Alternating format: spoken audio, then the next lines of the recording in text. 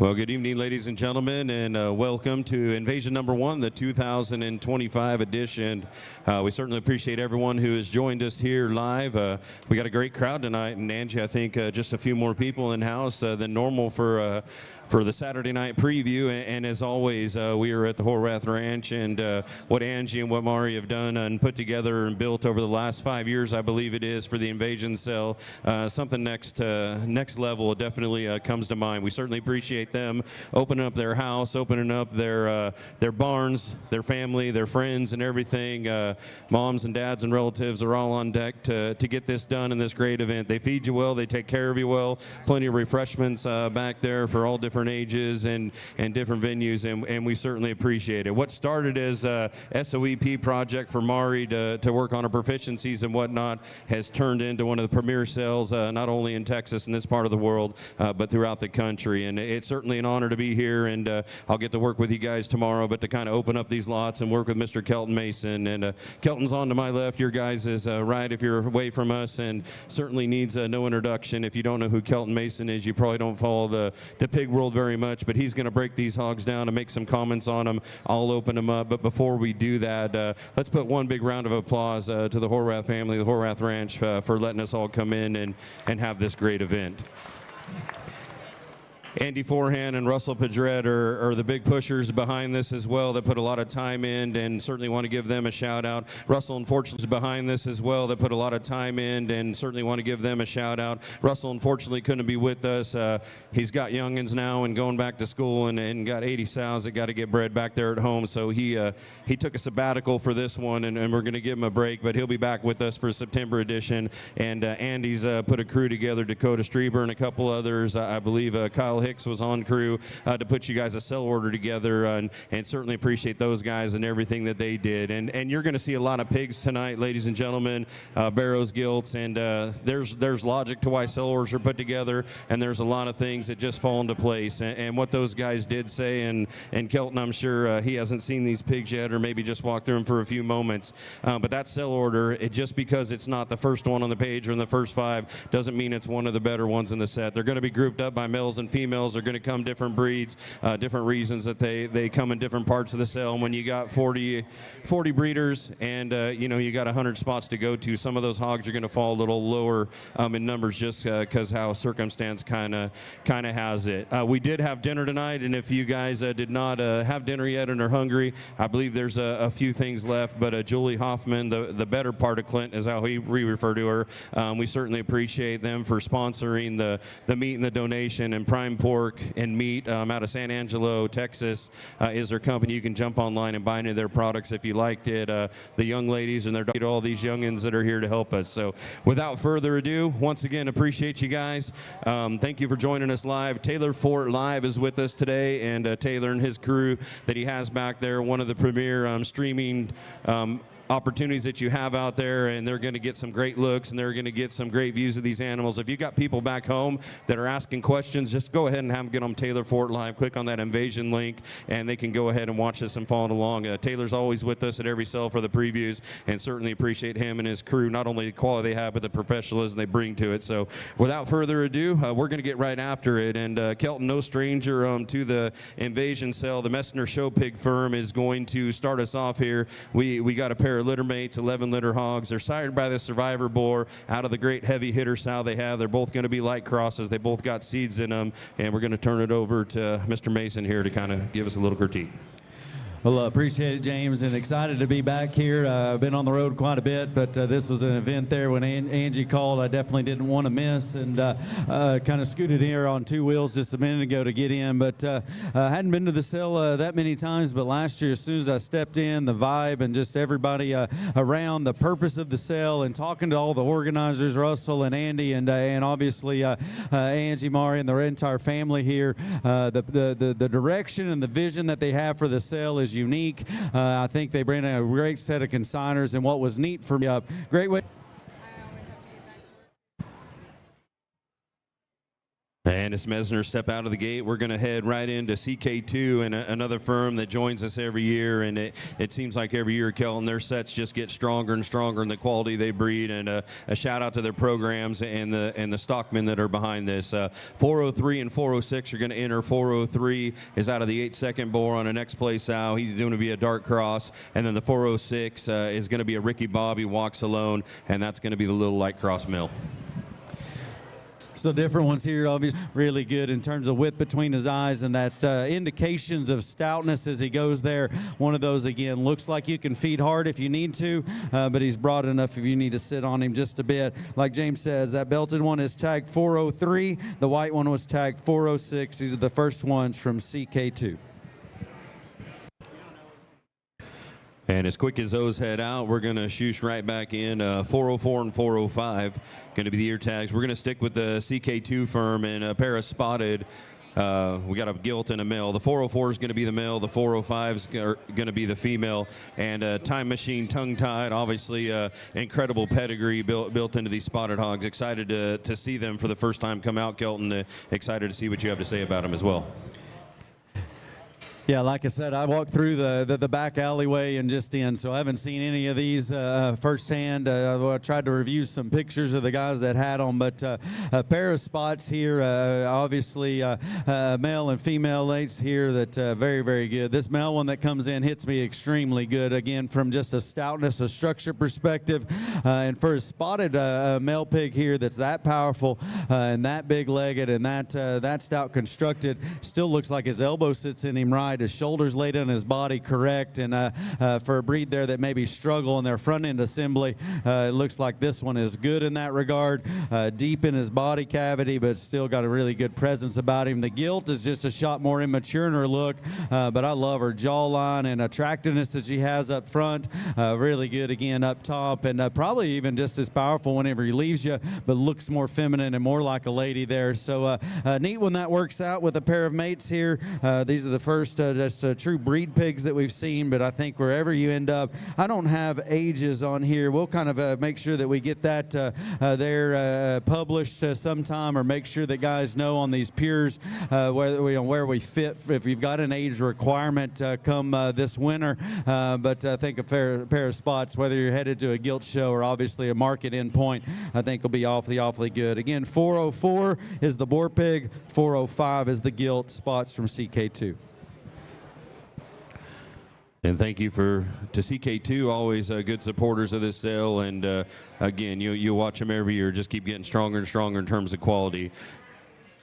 Skipping on to our next consignor is going to be Stoller Livestock here, and we're going to go a little out of order from your sell order sheet. We're going to go down to 409 and 410 are going to come out first, and a little different pedigree on these. The 409, the 5-1 dark cross bore, that's going to be a Kong roll call kingpin, obviously a elite pedigree right there, and exciting pedigree to read on the 410, the 9-1 money line on a snapback. Both dark cross, both males, both exciting hogs coming in the ring.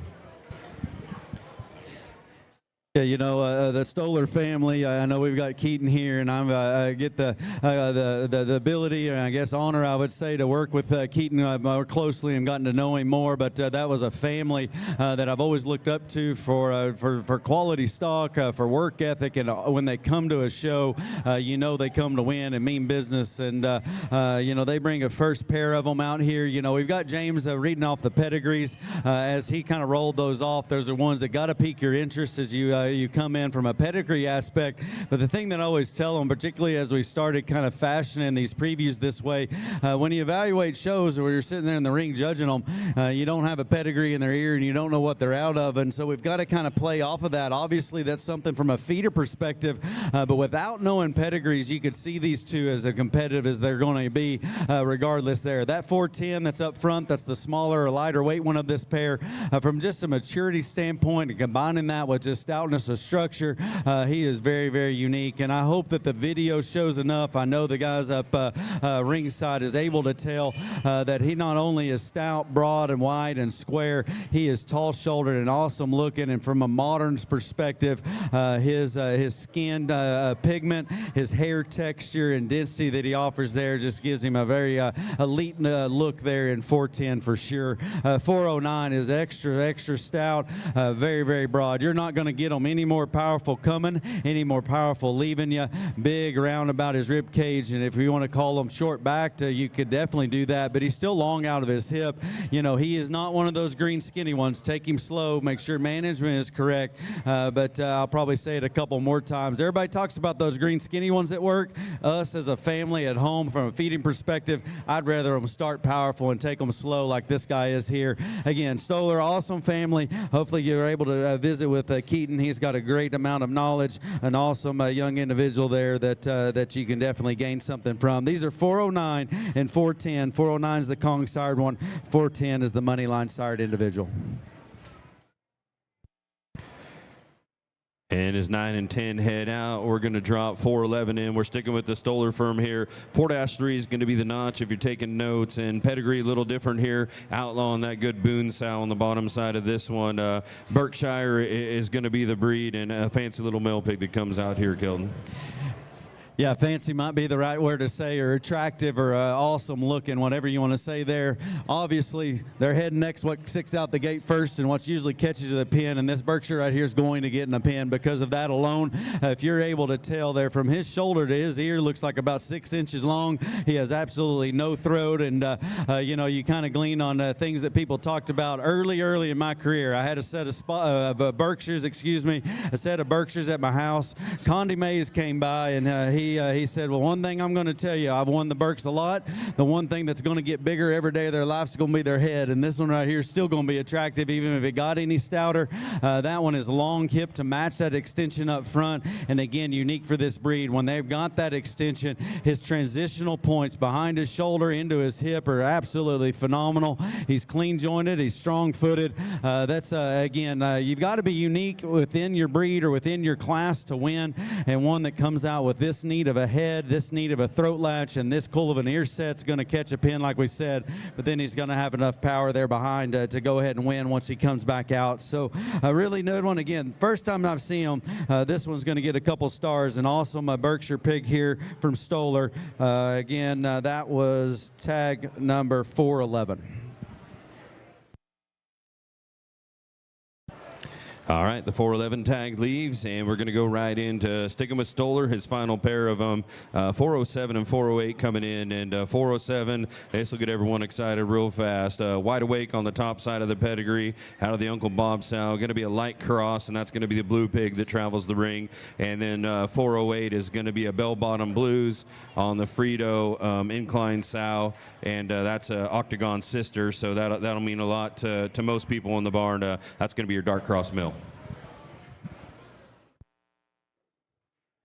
Well, this 407 here, whether we have that blue division that got added at San Antonio or not, this is one awesome colored pig there that would be able to work in, against the belts there. Pedigree reads like one that's going to feed and work and get along. I'm going to make a prediction, and again, I've been wrong a lot, but that's perfectly fine. Admission was free, and I'm going to give you what you paid for, and that's just my opinion when we come in. A blue's going to win something this year. I don't care whether it's going to be at one of the shows that has that designated, or whether it's one of the shows that they show against the other ones. These blues are flat good, and this is one of the better ones I've seen. Stoutness of arm, stoutness of skull, squareness at the top of his blade, looseness of joints, and still one that's got a commanding look. He's one of those, we kind of break down a few qualities, but I would venture to say when judges see this one, he grabs a pin. They may say something cute and colorful about his unique color pattern, but they're not going to break him down too much. That one's going to get along way good. That's an awesome pig. We're early in the preview, but that one's going to be way high. I don't want to take away, you know, we get to pairs of pigs out here and we get so focused on one. If you grab this belted one here by himself, that is one high quality individual. His neck set and how high his crest and neck come off the top of his shoulder is very good, and at the base of his neck it comes almost elevated there where he ties into his his blade. Again, clean jointed. He's one of those that proves that we can make them wide, we can make them stout, we can make them powerful, and their feet can still be strong and they can still go. I like this pair a whole bunch. I bragged on Keaton, I bragged on the Stoller family. The one thing I didn't tell you is they don't brag on their stock enough, and they said they were bringing good ones. Pictures were good, but the pigs are better in person. Again, that blue one is 407, and then the belted one is tag, what's the belted one's tag? 408 on the belt. Again, Stoller Livestock.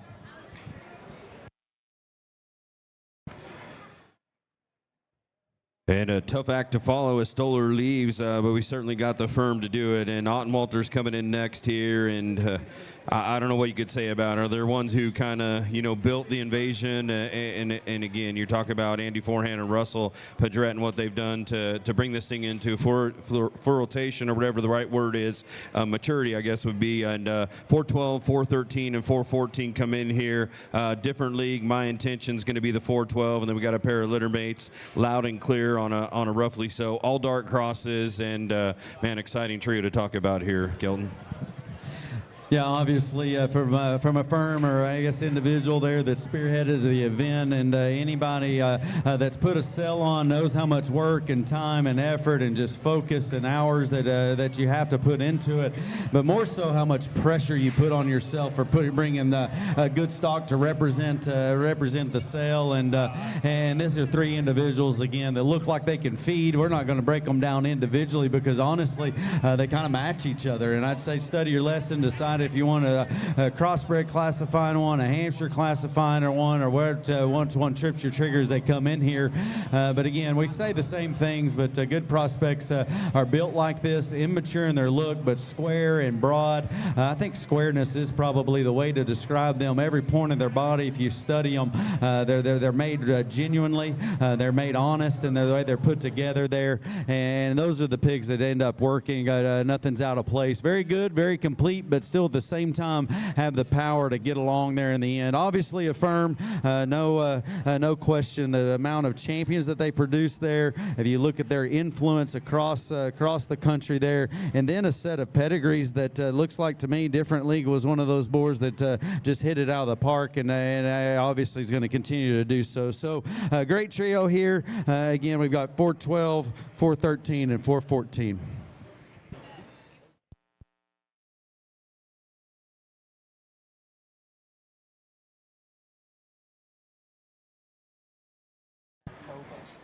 All right, Ottenwalter is heading out, and we talk about the other person who put it all in, Mr. Andy Forehand, Newcastle Genetics, next in the ring. And 415, 416 are going to be the two tags.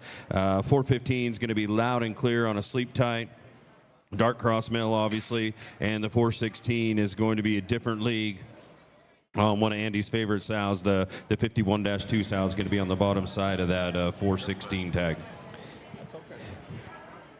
We get Andy in here and Newcastle Genetics, and again another individual to spearhead the event. And I tell you what, an individual I've got so much respect for, and a family, and they've meant a lot to me. And I guess one of the very first big wins that my son ever had was a barrow from them that won San Antonio, and we go way back further than that when I was a kid, showing stuff, and just an individual. Again, if you could ever just dig down and talk to him, Andy will spend the time to visit with you, and you'll always learn something there. But a great stockman that understands maturity. He understands growth curves. He understands how to get pigs to turn out there, and focuses on the end point, not just when they're selling at 60 pounds in August. And so we've got a pair of them here, chromed up one here closest to me.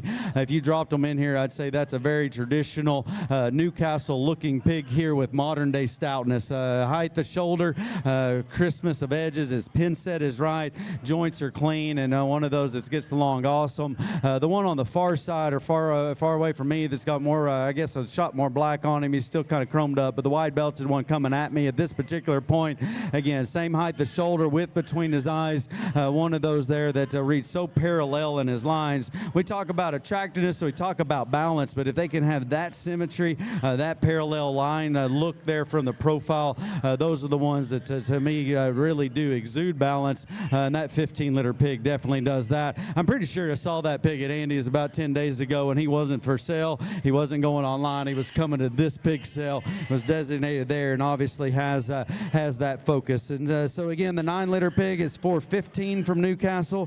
15-7 is tag number 416, again, Newcastle Genetics.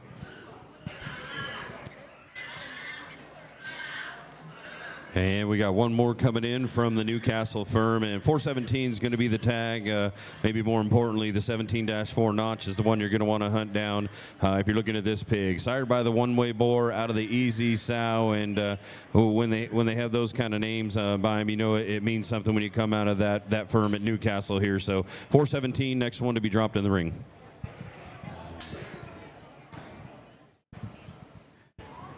We get 417 in here, and another individual that I think was specifically pulled out for this sale. And you know, I guess some guys maybe don't like talking about things past just phenotypic traits, but things that add to aesthetics as far as color, skin pigment, hair texture, and hair thickness. But I can tell you on the screen, you can't tell just how thick this one's hair is. And call it silly or roll your eyes or whatever you want to say, it matters in the show ring, and they look that much denser, and that's the way that this pig hit me when he comes out. Look and presence and levelness design for one that's got the right length of body. He's so collected in his top line. He's so good from his shoulder out to his hip there, and just dead level out of his rump, and still can function extremely well. You know, I probably talk about maturity pattern and immature look at this stage, you know, more than other guys, or maybe more there, but I'm a firm believer that those operations that understand how they need to be built at 60 pounds are the ones that can win continuously at 260. This pig hits me as one that's today's not his best day, the best day to the end, and yet he's still very impressive here. I'm going to say that Andy might have ran him by himself for a reason. That is 417, again, Newcastle Genetics out of One Way. Very, very good individual there from Andy and his crew. And as 417 heads out, we're going to quickly finish up with the Newcastle consignments and move right into Outlaw Durocs. And if you've been following the invasion for the last 3 or 4 years, Outlaw's been one of the foundation staples to it, and certainly always bring good uniformed quality pigs to the sale. We're a little out of order in terms of numbers here, just how they're pinned up. 418 and 422 are going to be the ones that come, and the 418 is going to be a damn near normal on a day drink and never before. Dark Cross is going to be the breed on that one, and then the 422 is going to be a say-so. Looks like we got a buckle down day drinking Karma, big long pedigree there, and again, I know that Karma sow on the bottom side has been a foundation there. Her pair of Dark Crosses here for you, Kelton. Yeah, you know, obviously Outlaw Durocs and where we stake a reputation and have known for a very long time. But last year I remember a set of crossbreds from this firm that were intriguing and memorable. You know, these normal pigs there that I guess Beeman has that boar, and that was a boar that intrigued me from a picture perspective, and was excited to see some prospects come out this fall. I've only seen a few of them around, but they've had the same qualities as this 418 pig does, and he hits me as one there that a boars are going to breed very true. We talk about bone, we talk about stoutness a lot there, but we're usually kind of allude to their rear column of bone. But what's impressive about this pig is how thick his arm is when he comes at you. He looks like a man. He looks like one of those that's going to be stout in the end. I call him modern in his frame size and length of body, but where he's going to fit appropriately wherever you decide that he's going to land. You know, if you look up a picture of that damn near normal boar, this pig looks like him there as you come in here. I think that one's going to be awfully good, and whenever you get around those competitions, it looks like one of those that could just kind of swallow them up. The bit more I guess chromed up one there on his left side, or off belted, however you want to pattern that. That's 422 out of Say So. That pig is equally impressive in terms of width of chest and width from behind. He's one of those that hits me at 2, is a bigger statured kind of a pig, but you probably need to take him just a shot slower. But those that whenever you do and you manage him right, he combines that extra width of skeleton with a neat kind of a look. He's thin about his upper neck. He's one of those that's got a good ear set on having a good presence about him. Again, these are the first two. Excited to see here what Outlaw Durocs has. The normal, I guess, sired pig there is tagged 418. The say-so pig chromed up there on his left side for you guys viewing online is tagged 422. And we're going to stick with Outlaw. Three more coming in. Going to be 419, 420, and 421. A little bit of everything in here. 419 is going to be Say-So, Cotton Napping, Until Now, Dark Cross. The 420 7-1 is going to be sired by the Chief Boar on the Carmesal. You'll see her pop up a lot there for that firm. Another Dark Cross Boar. And then maybe what we're most excited about, the 421, the Duroc, the Good Vibrations, Bang on Set the Curve. Going to be a male pig as well. The red one's the easiest to see because he's in the center of the ring there, but again, obviously a firm there that not only in their name but just in their reputation and far as staking on the red hog deal. And I think this individual hits me again. This is the first time we've seen him, but how good red ones need to be built at this stage to turn out in the end. He's not a quick little one. He's a clean jointed, attractive, late maturing one that's still not extra long bodied. It looks like one of those that'd be kind of the feeders type here that you could kind of go the direction that you want there. Joints are clean, and one of those red ones that has a great amount of quality about his head, skull, and ear, and obviously a firm there that knows what it takes in that arena. 421, I guess the first red one that we've seen, but a very, very good one here offered tomorrow. A pair of crosses, I think they're just a bit differently, and I hate when we compare them at sell previews because, like I say, they're probably not going to show against each other, but to try to describe them so you're able to decide what kind you get along with best at home. This off-belted, thin-belted one is probably just the shot greener one of the pair. He still opens up great in terms of the base of his rib, in terms of having some pride there and genuine spread down low.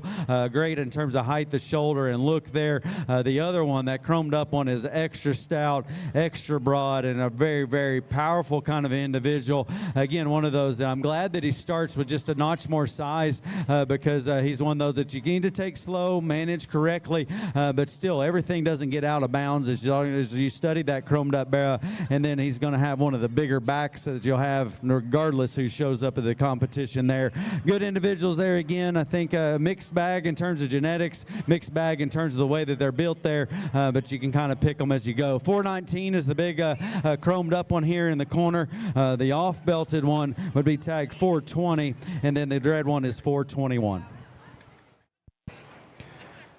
And that'll conclude the Outlaw consignments, and we'll jump right into Dadson Farms and a new consigner to the invasion, and we're certainly happy to have them. And Facebook famous, I'm sure you guys have heard of them, and they don't run a lot of sows, but the ones they do, they're land runners, and there's a reason that they're there. And this Timing's Right sow is one of the very best that they have. A pair of littermates here, sired by the Wildcat Boar, a pair of gilts with a June pedigree that they're going to come in here with, and obviously a firm Kelton that has won at every level. Including this part of the country, as well as some of those NJSA shows, and certainly on the West Coast, very well represented. Yeah, for sure. And these were some that I did see pictures and knew they were going to be high quality. You could just tell there through the photo. It matters more what they look like on hoof and maybe as you come in here, but that gives you kind of a good line. And honestly, again, I just say what comes to mind at home. A lot of times for the kids' pigs, we'll take pictures of them because pictures will show you their problems. And these right here, when I saw their pictures, I said, you really can't pick a hole in these land races here. And for that breed, like we talked about on a Berkshire earlier, you better be unique in a breed or in a class to set yourself apart. There's no such thing as an easy breed, an easy show these days, and so that uniqueness will definitely separate yourself. We're not going to break these down individually. One's got just a shot more weight or size, but both of them are so neat and tidy about their head and their neck. They're so good about their throat latch. For landrace pigs, their ear length is appropriate to where they're going to maintain that attractiveness there. there. They're not extra long-bodied. Their transitional points are right. Their front feet are strong. I'm bringing out the things that are going to make them different than the rest of their contemporaries whenever they get to their end point, whether you're showing early in the winter or where you're jackpotting or wherever you ended up there. Again, make sure you study your lessons. I'm going to say that they're going to be heard from there from sure. Again, Dadson's, they're out of Wildcat, tag 423 and 424.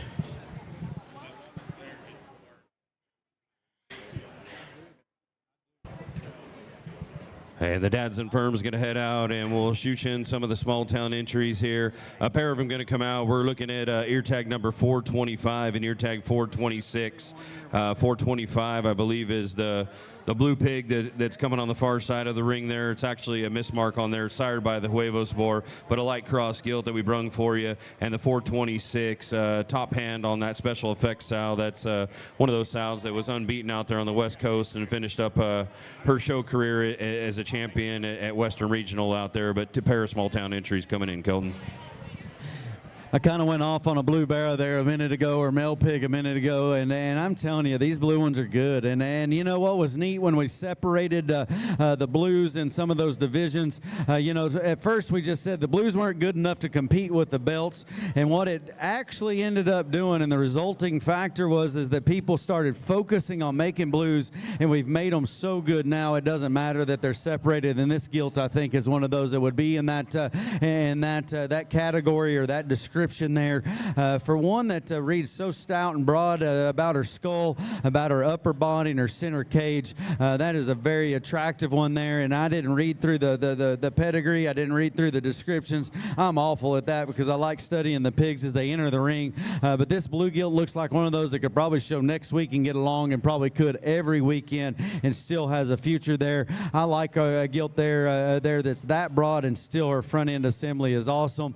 Berkshire male pig doesn't need to get overshadowed. Extra stout about his arm and his skull, greener and longer about his muscle texture, but if you study his upper body, he is stout and broad there. We're probably going to say it several times, and I'll try to point out the ones that look, show pigs aren't easy to feed, but that one that looks like one of those that would be easier than some of them to feed. Very good Berkshire male pig here, and again, I think a pair of them that's a really good representatives of an awesome firm.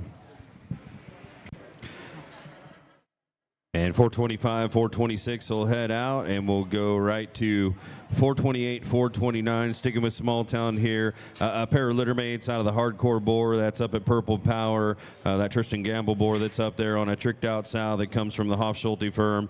July born here, light cross on both of them, a male and a female.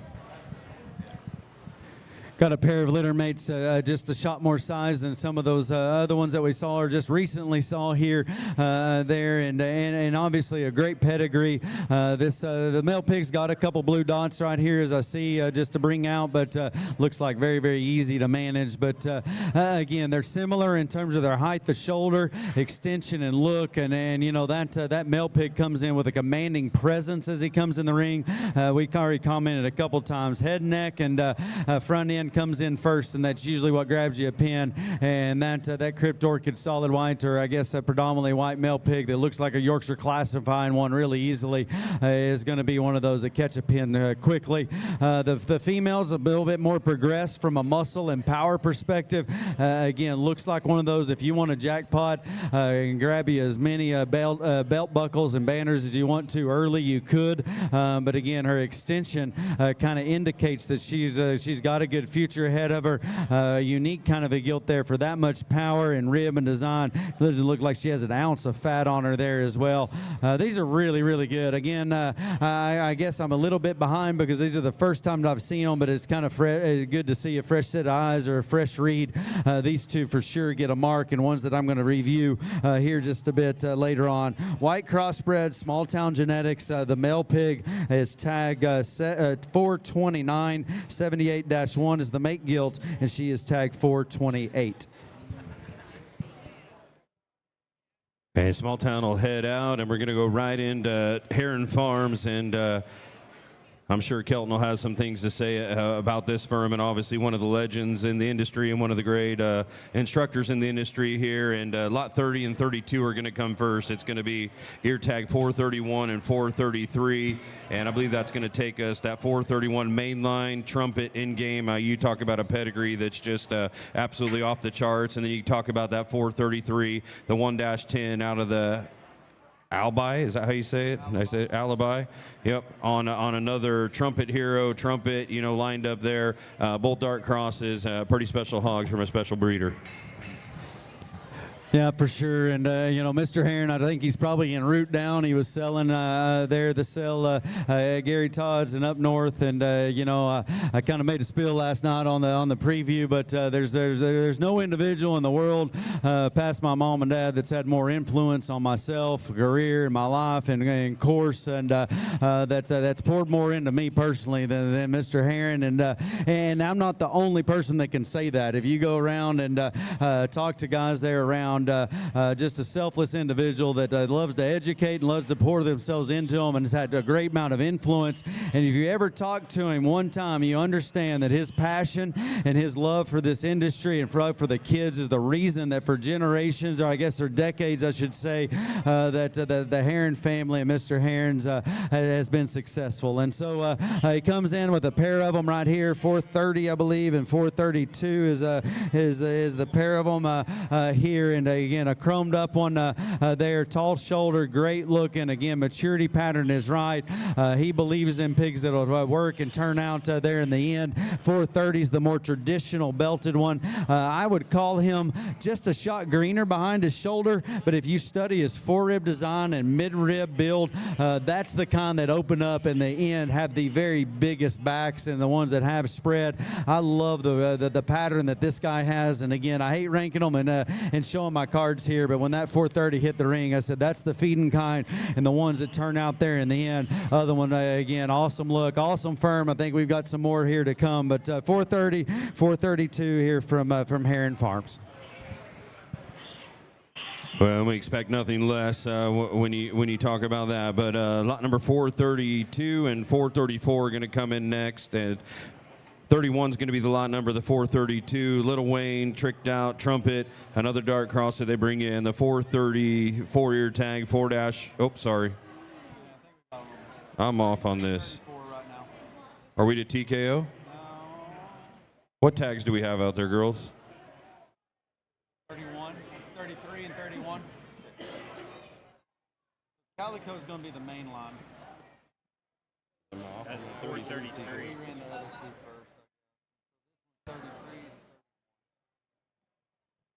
Okay, 33 and 31. Sorry, 433 and 431. So 431 is going to be ear tag 30 or lot number 30 on your paper. 3-7 is going to be the main line trumpet in game. I think I read that to the last one. That's my mix up. And then the 433 is going to be these are what we read last time. Same pedigrees. Yep. I just got the pedigrees wrong, but good hogs. So like I told James, y'all study, y'all kind of find those pedigrees that are intriguing to you.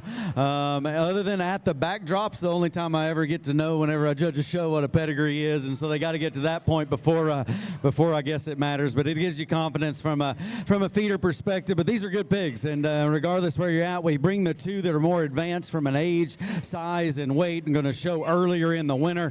Let's start with that Calico. Again, a mainline sired pig. I guess Seth was maybe asking me as I led in here what I thought about main lines. I said I've seen 7 pigs. They've all topped the sales that they've been out for high seller or second high seller, but I haven't seen one over 15 pounds yet, and now we see one right here, and I think those things are going to be awesome. And this Calico pig there looks like the other main lines in terms of flexibility, look, and presence, squareness of build, stoutness of feature. That boar is this makes the 8th pig, and I've seen 8 really good ones there. The 433 is out of that Alibi boar. If you look on the bottom side, I know we've got trumpet and hero back on a trumpet, all mallet, all Wilbur, all TKO breeding here. I actually bought the litter mate to this pig a few hours ago there that Mr. Herren sold. He told me I got another good one. I said, you're always working on the next sale. He said, no, I'm telling you, this other one's good, and I think he's going to work there for an earlier show.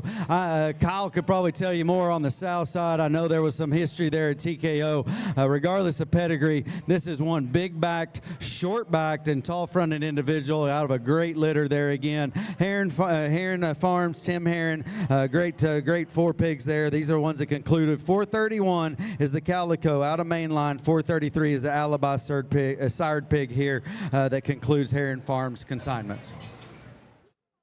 Your advisor might be right. You might need to own 2 of them things, Kelton. All right, we are going to go to 435. Is that correct? Am I right on my notes? Is that what that tag number is? 434? Okay. 434, 4-1. Here's TKO, Kyle Hicks and company, and he brought the A-team with him today. His wife's along, and we certainly appreciate that. Much more pleasant than Kyle to visit with. No knock on you, Kyle. Kyle's a good guy. Repeat is going to be the sire, No Stranger, Back to the Future, Dark Crossbore, and there's a pair of them, Kelton, that are going to get you real excited that Kyle brings you. Honestly, James, I don't know if I've been to a sale that TKO's here that I don't get excited about what they bring there. You know, Kyle's probably a little bit more softer spoken, or maybe not one of those that just maybe speaks his opinion. But if you ever just dig down and talk to him, his wealth of knowledge, and probably as much as anybody, I would say takes pride in what he brings out. Only expects excellence out of himself, and I know he puts emphasis on this sale. If I'm not mistaken, a real popular and real competitive, highly successful, and a big banner got sold in this sale from this firm. And this pig again looks like he's got a future. He looks like the traditional, I guess where TKO and Kyle and Crystal and the crew put their stake in terms of height, the shoulder, extension, progression in terms of a growth curve perspective, flexibility and function. But at the same time, this one reads extra stout about his skull and his rear leg. And again, a great future. Love his muscle texture from a firm that again expects excellence out of themselves and cares that their customers have success in the end. This is the first one, 434. I've already got a circle on him. Excited to see what the next one looks like. Well, and you mentioned, you know, what Herren taught you and stuff, and honestly, you know, Kyle and I consider as friends. Hopefully he thinks the same, but his breeding mind is extraordinary, and he's always fun to visit with. But you talk about the stock and the emphasis he puts in this cell, and the TKO firm puts in here. It wasn't too many years ago, one of the pigs that crossed these blue chips at the Invasion was the Supreme Champion, I believe, at the Oklahoma Youth Expo. Small little stock show just north of where we're at right here, but that's the kind of pride that Kyle puts into this. So lot number 34 or 34 is coming in next, which is ear tag 435. That's a confusing part. I'll just read you guys ear tags. Another repeat, going to be the sire, never before, lock it up. One of those great sows in his herd, Dark Cross Boar.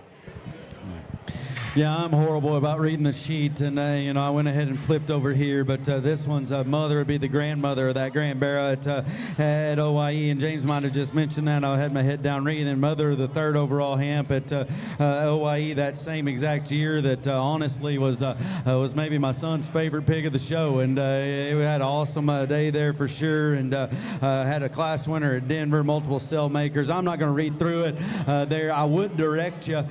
We were able to, Angie did an awesome job of compiling everything that the breeders gave them. All of this information, descriptions and comments and pedigrees and ear tags are all listed there on SC. We'll get them in sale order right now. I believe that they're in tag order, so very organized there. If you want to do some real research and study those pedigrees, just get over there on SC online sales, and you will see all of those that information there. But this chromed up pig comes in, obviously crossbred classifying. He matches that last one in terms of skeletal stoutness and build, and it's one of those. He has got one stout mug and a huge rear leg.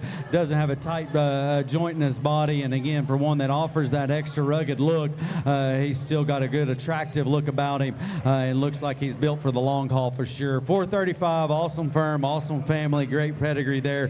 Concludes TKO's consignments. And thank you, Kyle, for what you brung us. And we're going to get out of TKO, get right into the Myers firm. And another one, no stranger to the invasion. And always great supporters, always bringing great stock. And if you haven't had a chance to visit with that crew, they are good people, and they are fun to visit with and just have a good time with. 437 and 438 is what they're bringing out here right now. Chester Hogs, Tidal Wave, I guess is the maternal sib here to Making Waves. And I think Making Waves won just about everything in the world here most recently, Kelton. So you'll know a little more about that than me, but I sure don't want to degrade or be offensive about pedigrees. I used to become a pedigree junkie, and I guess now I'm just not sharp enough or can have the mental capacity to keep it all straight. But I did know that boar dominated, and as confidence of a feeder, I think it's awesome to follow pedigrees and to study those things. We had this pair of Chesters as we were kind of waiting for the gate, and as I was talking there on Kyle's last one, I kind of peeked over there and saw just how stout they were and how they look like pigs there. They were going to be stout built. They're sound and flexible. I'm not going to say they're the most powerful blowed up ones that sell pigs there, but that's usually the kind that get home and get better and just feed for you. A pair of good litter mates again, out of tidal weight on a ready-made sow. 4 litter pigs for Meyer. 437 is the male pig. 438 is the Chester female. One thing you talk about how hogs just get better when they're built right. And, Grant bred the champion Chester at Grandstand last year, and basically pigs that looked exactly like this coming out of this sale and going and doing those things. So shout out to that firm and what they're doing. I believe we have a few more coming from Myers, and Clint's helping me out here. We got the 436 entry, which is going to be a Berkshire hog, pedigree on 436 is going to be Family Jewels back page, and then the other one is going to be the other Chester pig coming in here, which is going to be ear tag 439. Sorry, wrong? Yorkshire Cross. Sorry, the Yorkshire Cross is coming, which is 439? All right, 439, yeah, we got it. White out on roll call, back slap, a Yorkshire Pyrenean mill pig. We say we can be creative on classifying sometimes, so that's not going to make it. That's not going to make it. But he is going to be a Yorkshire classifying one for sure. And that 439, smaller pig, I guess this is the time, or I guess the time again. I don't ever like to get on a soapbox, but we're the middle of August. I don't know when this pig was born, but he's going to be one of the smaller ones. I bet he's not the smallest one. But I had so many people ask me today, and I guess the last week, about pigs that are about his size. You think that's a Houston one? And I'm sure we can get them there. We got to get them on feed, buy them, and let them tell you where they go. This is middle of August, and middle of March is a long time from now. I still call that one a Yorkshire classifying pig in February if I'm going to make a call, and an absolutely dang good one. Again, whenever you get out here and study him, there's not just a whole bunch you change about that pig. He's square, he's genuine, he's on his corners, his bone work is clean, but it's consistent in terms of his column of bone work. His length of front end matches his length of body and length of rump. Again, that is one good white crossbred pig right here. We've seen a couple of them already. This is a small guy here, but I'm going to tell you guys listening that said that y'all were going to pay attention to the preview and what I said. Mark him down. That's a very good pig that's going to be heard from. The Berkshire pigs there out of Family Jewels, obviously a sire that has stood the test of time. Extra stout and rugged again in his look. Again, it looks like a firm here that has the end goal in mind. Pigs that'll feed. I didn't realize the Chester there, the grandstand, that's no cakewalk to win, and had a breed champion there in that white deal, their Chester deal there. Again, the Berkshire is 436 for Meyer. That white one that again, I call him a stud. That's 439 there for Meyer again. Earlier, Kelton, you mentioned the word memorable, and the next firm coming in has some of those memorable pigs from last year's invasion sale, and some of those came in the white and red color, and I'm excited to see what Brian brought and his crew at Lockman Genetics. And it wasn't too long ago, maybe 4 years ago, Clint, you'll remember this, and Brian came in with a set of pigs, and they were good hogs, but they were a little rougher. Skin and hair wasn't quite up to par for what Brian liked, and he made a comment that this isn't going to happen again, and I'm going to make them better, and I'm going to bring them better. And he has certainly done that. I'm excited to see what he's going to bring to him. I've been here, Kelton, but I haven't dug through anything. I specifically waited till tonight to kind of look at him, and so I'm seeing him for the first time, a lot like you. 440 and 441 are coming in. 440 is going to be the 2-1 pig. Urban Unshamed is how we're going to read that top side of that pedigree. Branded on a timber sow. If you don't know anything about timber, man, those things are salty and wild boned, and one of the first hairy ones in my opinion. The 441, say it again, Aquaman, Hero, Cruel Intentions. I know that is one of Brian's absolute favorite sows that he has on the farm. Yeah, a guy that you can just tell every time you talk to him, even kind of hear the conviction of his Facebook post, how determined he is, how passionate he is, and how they're forward looking to make them better. And every time you come, they get better and better. And I tell you what, it's going to be hard to top these, and definitely did from as we kind of go through there. Again, you mentioned timber, and I realize that's going to be the great granddam, or I guess on that side there, but that's a boar. If he's in the pedigree, bone is so hard to predict, but that's a boar that you know bone is bred in them, and they tend to stay stout. And that 440 to me hits me as one that'll continue to get stouter, and is stout today. Soft and pliable down low, but still attractive up front. Loose hinge, and he looks like to me you just get him in the sun and tan him. He's ready for the show ring. This little one I dig. He's got a unique color pattern. Again, we talk about pigment and hair quality maybe too much, but he's got that modern day look in those two respects. And then he's also extra stout, extra flexible, very parallel. I use that term already 2 or 3 times today. We don't talk in the pig ring of where their flank ties on their leg. This one's got his flank ties low. He's going to be level underneath. He's going to be level up top. He's going to give you an awesome look. Again, he's stout, he's young, and he's green and immature, but Brian's brought you a really good pair. I like that little one a whole bunch that we just discussed. That's 441, the chromed up male pig. Very good individual then. Lockman Genetics, 440 is what his tag number is.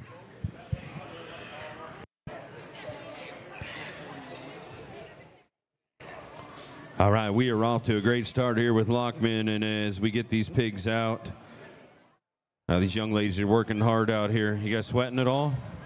Nice cool night here in Stephenville, Texas, right?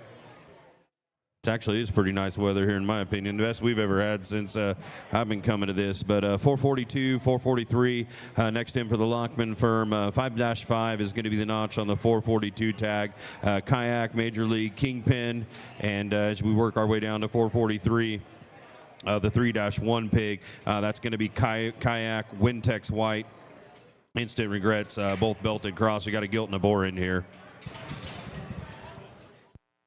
You know, if I'm being honest, there's probably as many gilts shown in the state of Texas or in the Southwest as there are barrows.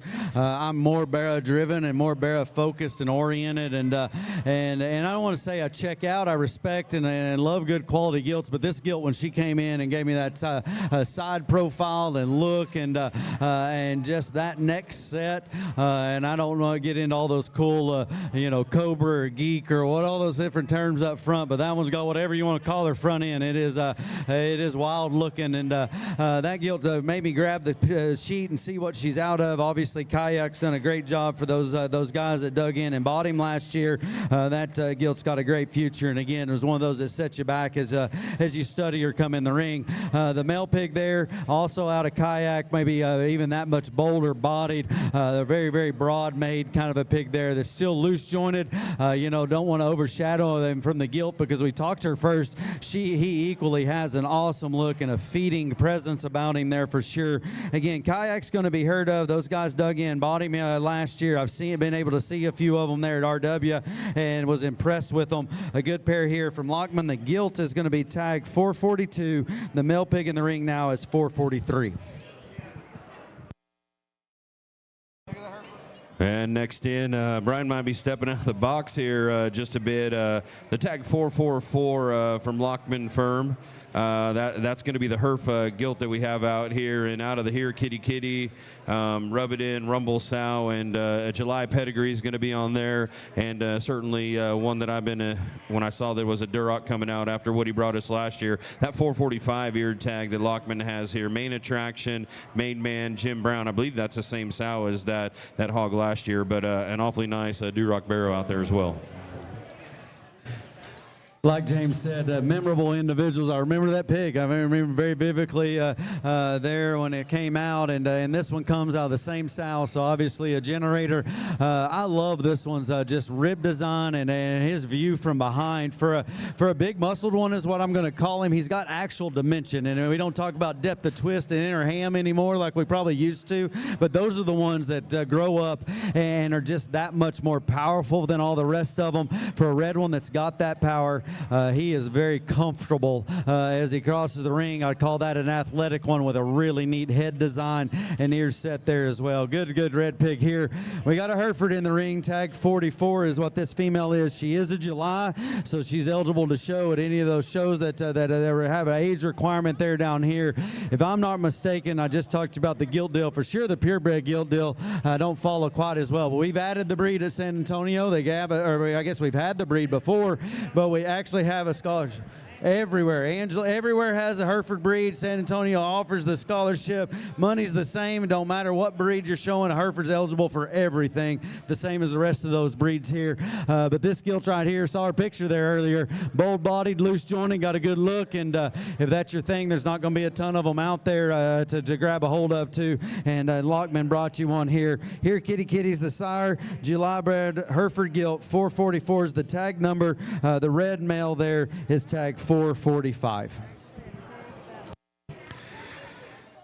And that'll close out the Lockman firm. Appreciate what Brian brung us, and going to jump into another firm that needs absolutely no introduction. Mollet Genetics here, and John made the trip himself this year, and we certainly appreciate that. He's been a good supporter of this sale throughout the years, and I did see a few of these walking across the chips earlier from afar, and excited to see what they look like out here. And Kelton's going to break these down, but 446 and 447 are the pair that come in here. They are litter mates. They're 14 litter hogs out of the repeat bore franchise next intention, both dark cross males. You talk about a highly influential individual and breeder, and then a man that I've got so much respect for, was able to get to know even better last year than I had prior to. And one of the neat things about my job and about getting to travel around is to visit with the guys here. And you know, I get to travel in Oklahoma probably as much as any one particular state, including Texas, and almost every single farm and every operation, every breeder mentioned Mr. Mollet and what they have done for their program, both as a genetic influence and then just a personal influence there. I bet Stu can probably tell you the exact same thing here, and they go way back. But generational success, and knows what it takes there to win every single time. And read the list of that they produced here just recently. 446 is that off-belted one. Love his look and presence. He has got a ditch down his back, but still opens up with rib design. That's hard to do. A roundness of rib there on 446. Out of repeat. I guess these are these litter mates? I didn't even pay attention there earlier. Litter mates. The bigger one is the full belted male pig here. You can tell how much just body, a robust look that they're going to offer. So much power there. You know, he's a little edgy as he gets behind. Take him home, get him slowed down just a shot. He still has bend to his rear leg. That's one of those that I think will function, and those tend to Mollet do tend to feed there. 446 and 447 are our first two. Mr. Mollet always brings really good, exciting ones. These are out of repeat, and excited to see what the next pair has to offer.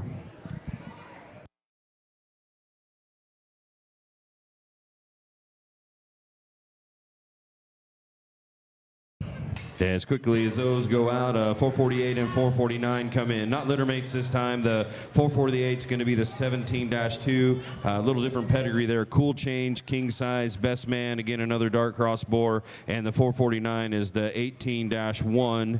And that's going to be a money in hand kingpin on that good curtain call style that John has. Another really neat pair, and you know, Stu loves these comments and commentary here, and that's why he came and sat up here close to me there. But he's already heard it from me once. Again, you get what you pay for, and admission was free. But I'm going to say it on this black one. I'm sure we're going to see some other ones later. Black only matters at sell time. That's the only time that it's shined against, or I guess as a negative. James has been in as many rings as anybody, and there's never been a time a black one gets a a negative look there if they're taken care of, and if they're not taken care of, they're not going to win anyway. And I think there's been as many solid black ones. This one can win, and that's not because he's black. The quality there on this 449 is absolutely incredible. He's going to get 3 stars in a circle for me. Mollet brings awesome ones. They're always powerful, and this one's design, look, and stoutness is as good as I've seen Mr. Mollet offer there, and one I know that he's proud of. I don't know where he's going to be in the sale order, but that one's high on my list. The one that does have a partial belt on 448 is very, very big and broad about his body and round about his cage, and still for one of those that's got that power. When he goes away from you, he doesn't set his legs outside of his hip. He stays collected, stays true and genuine, and right at the ground there. I've already told you what I think of the man. I tell you, you know what the operation, you know that it takes to win. 448 and 449 can do it for sure. Stu, are you upset? Because when we walked in, they charged us admission. Now he's telling us it's free. I guess it's because we've been coming too much, so it's good to see you. Stu's always front row, not only at this sale, but at many of them, and that's what I remember most about Stu. Not only being a good guy and a good stockman, but he's always here and digging through anything, and good to have you with us. 454 is going to be the next year tag in. It's going to be lot number 53 on your sale order sheet there, and we're moving to RW Genetics, and obviously Kelton gets to spend some time over there and dig through these. The Money Moves boar here, I know we were talking to Rick earlier. He's really high on that boar and what he's done, and sow, from a sow standpoint, I don't know if you could build a stronger sow foundation from not only like skeletal structure and quality, but just genetics. I'm Rick's next level in terms of putting that together, and excited to hear Kelton's comments on this barrow. Yeah, I get to talk to Rick quite a bit, and him and Tammy have really had so much focus here lately, and always have, again, in terms of just decades of success. And just like James said, a sow herd that's built on conviction, it's built on passion and for the long haul. And there's nobody, I think, probably any more, I guess I wanted to use the word hard-headed. That's the first one that comes, that I'm going to say more so forward vision, and has an idea of where he's headed, and doesn't care that it happens on the first generation, cares what it happens in the long haul to build a sustainable program. And that's why RW has been so successful. More importantly, that's backed by this sow herd here. Money Moves on the top side. I made the comment probably at this sale last year, but sometime in the fall, Money Moves was going to win a big show. I'm not saying that I'm always right, more so I'm wrong than I am, but I was that time. Money Moves won Houston, and that was an incredible individual. I know Rick's proud of this pig and saved him back for this deal. He is castrated and in position to win a bear show. Stout structured, bend to his rear leg, flexibility, comfort level, and power all describe this one. He's Hampshire classifying. If you want to go that route, could be a crossbred for sure. Awesome program there for sure, and we're going to see some good individuals. This is one of my favorite ones. I guess I've seen RW set in there in the last bit, and we're definitely going to reap the benefits of their program. 454, I believe, is that tag number. And a great way to start off the Whitman firm, and we're going to keep right at it with RW Genetics. 50 and 51 are coming in. Or sorry, yeah, 50 and 51. 451 is the ear tag, which is going to be the 22-5 Culture Prime champion is what we're going to have here, and that's going to be the blue barrow that is absolutely just sexy as he gets out there. And 453 ear tag is going to be the belted hog, or the black and white pig, going to be out of the kayak boar on a transition sow, another belted cross boar.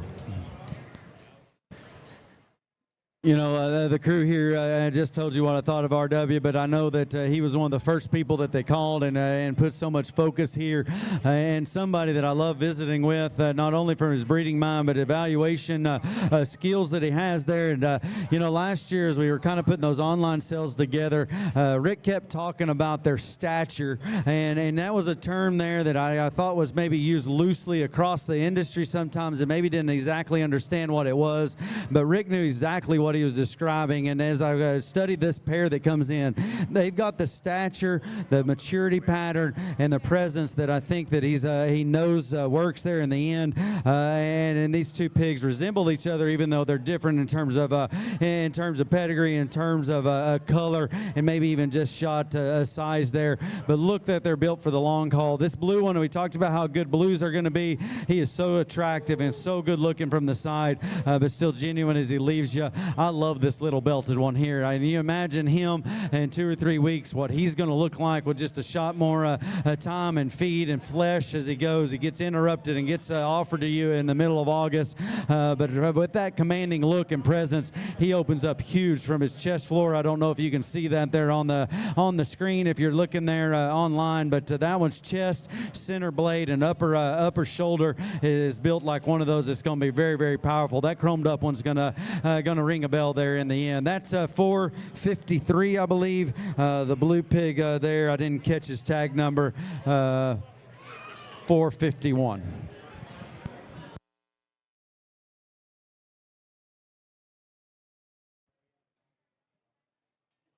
And a final pair coming in for Whitman is going to be ear tag 450. Going to be another light cross hog here. Salty on the next on deck.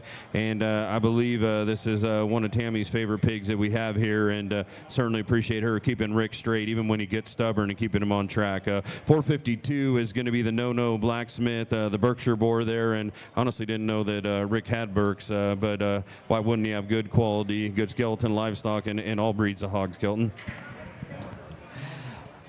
Honestly, James, I'm not 100% sure. They haven't told me, but I'm thinking the Berks are because of Tammy, and she loves them. And I tell you what a workhorse that she is, and they work together as a team, and that's what it's all about. There, it's fun to go and witness their operation there. The Berks have been good. They had a gilt this summer and fall. They got along real good, and I tell you what, again, different breeds need to be built just a bit differently to turn out, and they understand that Berks need to be green. They need to be extended. They need to have a future about them, an immature look, and this guy does that. I think one of the things that's unique about this Berkshire male, as you study him, his tail is set on his body where it needs to be. He's got length of hip. He's got the right hip set to function as they go and come down the ground comfortably. That's maybe different in that particular breed. This blue pig, he's maybe just a bit further along and a little bloomier than maybe I was even expecting from the RW crew. That one looks like he's ready to rock, and that one's pin set and hip width is tremendously good. His length of body is right. His frame size looks like one of those that you can feed into whatever weight that you want him to be at whatever target show is. San Angelo, now the Blues at San Antonio, wherever you want to hit. That is an extremely fault-free, complete one that still has the look of one that can win. I know it probably sounds like we're blowing smoke out here, but that one's positioned and built like one that can win there in the end. Blue speckled one there, I think, is 450 out of Salty. The Berkshire pig there would be 452.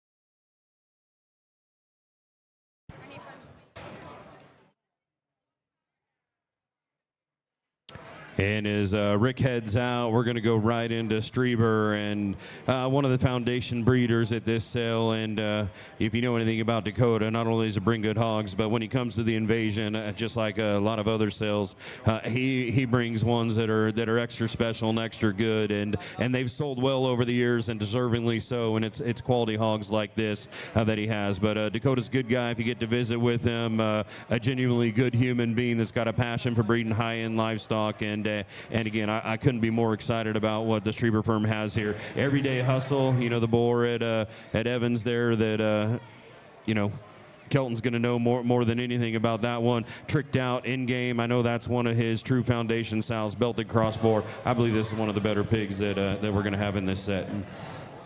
Well, Dakota is another individual I've got to talk to more in the last calendar year, 15 months probably, than I had prior to. We mentioned that pig that won Houston. This is the breeder. And not only is that successful at all levels, at all shows, and the last several years has been an absolute heater. I don't know if Dakota ever brings more than two, but typically brings one pig that he's very proud of. This one, obviously, out of Everyday Hustle, be a littermate far and wide there, the CNC bred. Everyday Hustle is at 66 Ventures. Dakota's put a couple boars there at Evans, and they work very closely. But that boar is one of those that's already, I can tell, that's stamping stoutness of feature, stoutness of arm and rear leg, and couple that with the Streber sow herd there. He sold a very, very high-selling Everyday Hustle pig the other day. I'm awful again looking at ear notches and pedigrees. I know he's an Everyday Hustle. This might be a mate. it might not be. They're built very similarly. This one's just squareness of build to couple that with that stoutness of structure. Looks like that kind that Dakota's cranked out that can win. Off-belted one here. Again, a great pedigree, great firm, great individual to talk to that I've really enjoyed following their success and following their family program there. And I invite you to go back there, kick this pig out, but more so definitely visit with Dakota there. Again, that individual is tag number 455. Again, another one that gets several stars for me.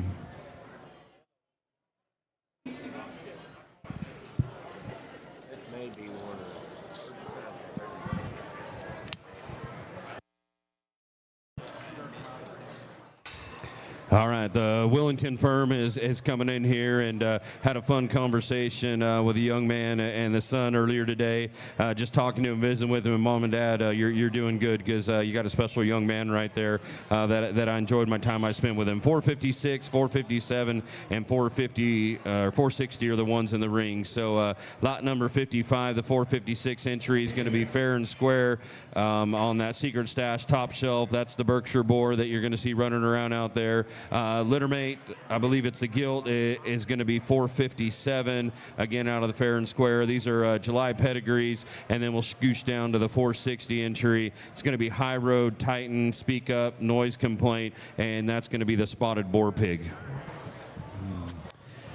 Again, a firm, it doesn't matter what breed they stick in, you know it's going to be high quality, and you know, and it seems like when I said breed, they have just repetitively brought breed pigs that work in the barrow shows as well as work in the gilt side of things there, and you know, you've got a pair of Berks here, July born. You're not going to find Berkshire individuals, gilt or male side of things, that are any stouter, any bolder, and any more powerful than this pair is right here. And again, from a firm there that knows what they need to look like, you know, in relation to how their sows are positioned. This male pig comes out and still gives a very, very neat, high quality look there. Easy to classify. I know he's a purebred, but it's easy. Sometimes that's harder to do than you'd think. And that guy gets in a heartbeat and has got the great look and shape. Bold rib, stout made Berkshire female there. That again is comfortable. That's hard to do when you're that powerful. I mentioned those breeds, and again, I hope I'm not shying away from the other ones, but the first thing I probably think of when I think of Whittington is spots, and this spot male comes in. He's had a lot of really good ones, but this one I think will rank right on up there. To combine that moderate length of body with still height the shoulder, pin set that's wide, hip dimension that's set up high and expressive. Again, that's why they win and win repetitively year after year in that spotted deal there for sure. So again, we've got a few more to come in here, but that spot individual there from Whittington is 460. The Berkshire female is 457. The male pig is 456.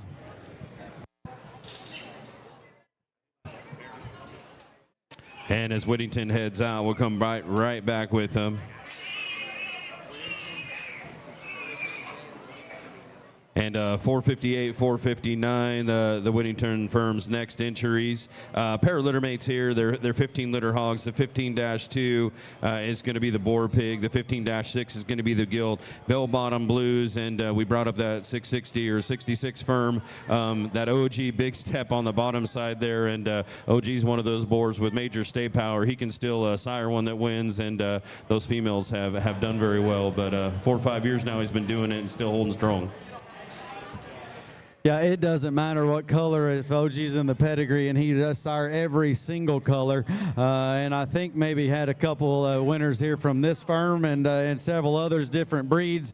I told somebody, and obviously OG's at 66, and I get to work with Evan a bunch, and I doubt Rory's listening, and I know he would call and correct me, but to me, OG is the modern day alley cat. It seems like whatever breed we go and whatever color, I know that's on the dam side here, but those reds bred, and Calico wants Tim to be those ones that can sire those different ones, and Isla Cat wasn't that, but I'm just saying in relation to OG, these pigs tend to the couple blue dots that we offer there, but they'll be white and the Yorkshire classified as we come in there, and then obviously bell-bottom blues there. That's what direction we go. This male pig, we've seen a lot of really good blue ones, and this one's going to rank up there. He may be the heaviest legged one that we've seen, though, for sure.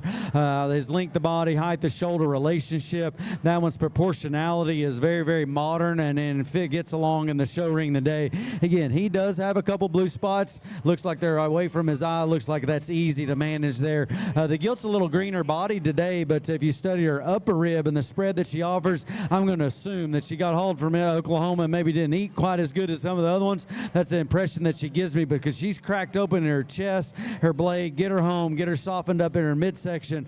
That's going to be a very, very good Yorkshire crossbred gilt there. And in the end, I think one of those that gets along extremely good. Obviously, I have a very good litter, very good pedigree that's predictable there. 15-2 would be the Boar Pigs ear notch. That's tag 458. The litter mate gilt 15-6 is tag 459 from Whittington. And a really nice 6 pigs that firm brings to you, and certainly appreciate Whittington always being here, supporting us, and bringing good stock, not only this, but everywhere else they go in the country. We're going to scooch right along, and Lucas has joined us the last couple of years, but Prill Show Pigs is here, and a young man that's passionate about breeding livestock, and started out coming with his dad, and now he's a big boy and all grown up and here on his own. But lot number 462 and 463 are coming in from Prill. They're both sired by promotion.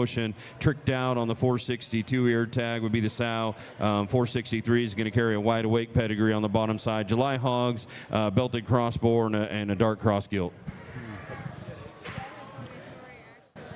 Yeah, again, one of the neat things, and maybe just as I've gotten older, I probably put more value in the conversations and remember conversations as much. Last year, there was an individual pig I was very curious about here from Prill, and was able to talk to him, and it was a fun conversation I remembered last year. Second row, second pin as we go through there, and you could tell the passion that he had, and built good pigs here. The gilt is one that obviously offers just a bit more weight of this particular pair, and from a development standpoint, it looks like one of those that would jackpot well. Big back. She's thick when you get in behind her, and a lot of times those ones that have this kind of shape and this kind of description to their upper body aren't this heavy-legged, and she definitely offers that. A neat color pattern there as well, and she's got that dense hair coat that everybody's after these days. The Barra looks like to be one of those that, in terms of just hip levelness and tail set, and combine that with length of hip, that I know is going to be a focus this winter, judges, because I know that's an area that we've got to watch. He's extremely long from his stifle back, bend to his rear leg. Function's going to be awesome. An immature green kind of a pig there that's going to be one that's built from a skeleton perspective to be there in the end there for sure. The first two from Prill, the gilt there, I guess, would be 463. The Belton male pig, I didn't catch the tag there, 461, is that right? 461 on the male pig. No, that's 462. I think this is the one right here. Correct? No, we're good. Okay. This is 63, yep. Right? This is 61? Okay, we were 63. Yeah, you're right. Yep. I gave you wrong info. Sorry, Kelton. You're good. I'll get it straight next when we do it tomorrow.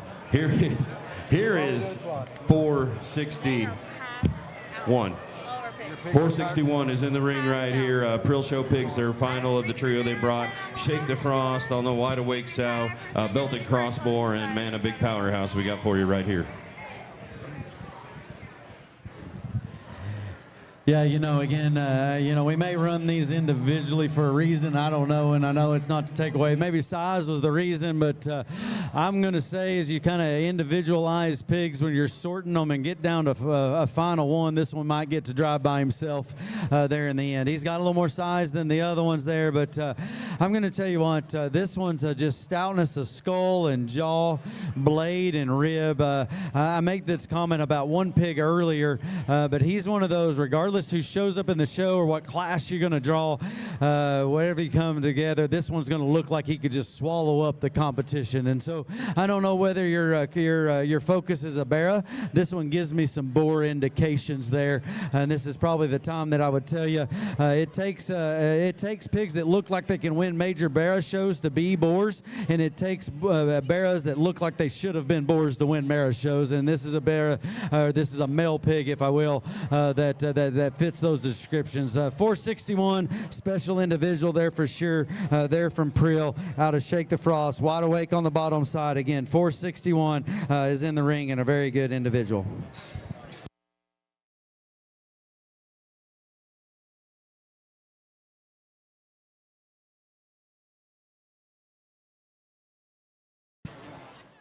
We're going to drop the Rasky firm in next here and to lead them off. They're going to run them individually, I believe, or at least the first one. 464 is going to be the ear tag.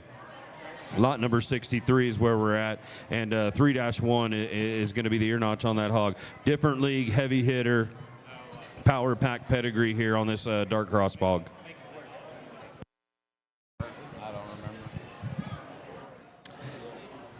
Yeah, as we come down there, 464 is the tag here on Rasky, and you know, as I loaded the sale there on SC, or we kind of went through, I looked at pedigrees and knew this was going to be one of those with a predictable pedigree, and one of those that continue to feed their different league. Obviously, is a boar there that's going to, you know, I guess you'd say stood the test of time in the show pig world, and it's probably going to be heard from both sides of the pedigree for a few more years to come for sure.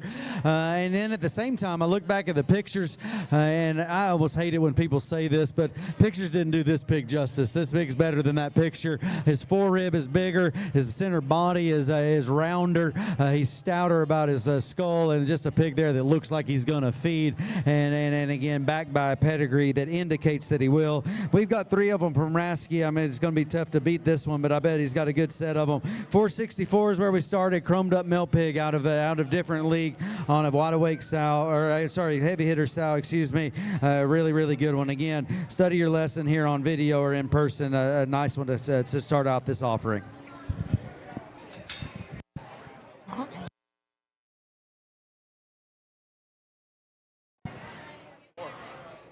All right, 465 and 466. We're going to pair up the final 2 from Rasky here. 465 is going to be the black and white hog, 2-2 wild time. Think about that on Say It in game. Another July hog here, and then the 466 is going to be Get Serious Sunrise. That's going to be the primarily black hog that we have out here. Well, we'll start to talk about Wild Time. I think this is the first Wild Time sired one that we've seen tonight at this location, and I don't know if there's any more of them in the barn or not. I didn't run through all of it, but it's not the first Wild Time I've seen today for sure, because at that location, that last sale, I haven't talked to Gary what those pigs average, what those gilts average there earlier. I'm going to say it was north of 5,000 on that set of Wild Times. Obviously, the $475,000 boar pig, and one there that obviously won OIE reserve there at San Antonio, and I think 5 of the gilts there at OIE there that made the sale. The thing that I'm going to tell you, I saw Todd's pigs there last year. I saw Steele's there earlier. The guy that bred Wild Time, I saw him there earlier today and last year as well. They start green. They start longer muscled. They start one of those that you wonder if they've just got enough to them, and obviously the proof's in the pudding. They do have enough. This one looks just like those gilts that we sold earlier. Height the shoulder, look, extension, ear set, length of hips, squareness. Their better days are to come. Those pigs feed. I'm not going to say you can go out the 1st of September and win a jackpot show with this gilt, but I'd say come January, February, wherever your end point is, that one could do so. That black pig there, sired differently and built differently. He's broad, he's stout, he's more modern in his frame size, and one of those there again couples that with some length of hip. He's got a little white foot. If you're scared of a solid black one, I've already given you my opinion on what black ones offer and how they can get there in the end. He's out of Getting Serious. 5-4 is his notch, and his ear tag is 466. That Wild Time sired gilt is 465.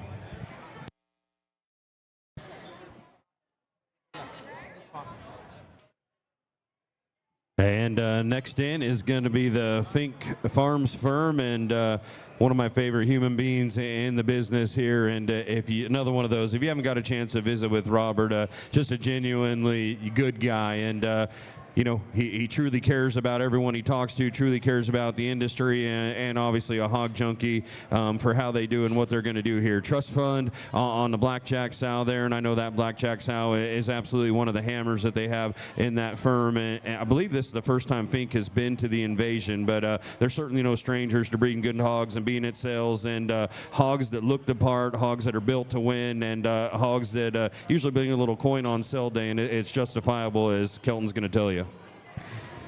Yeah, for sure. And I know everybody thinks this is just lip service as we come up here, but I know Russell, I know Andy very, very well, and their mindset and their focus of getting breeders that, again, like James says, care about their customers, care about the endpoint, care about bringing pigs that feed along and have had generational success, or I guess decades of success.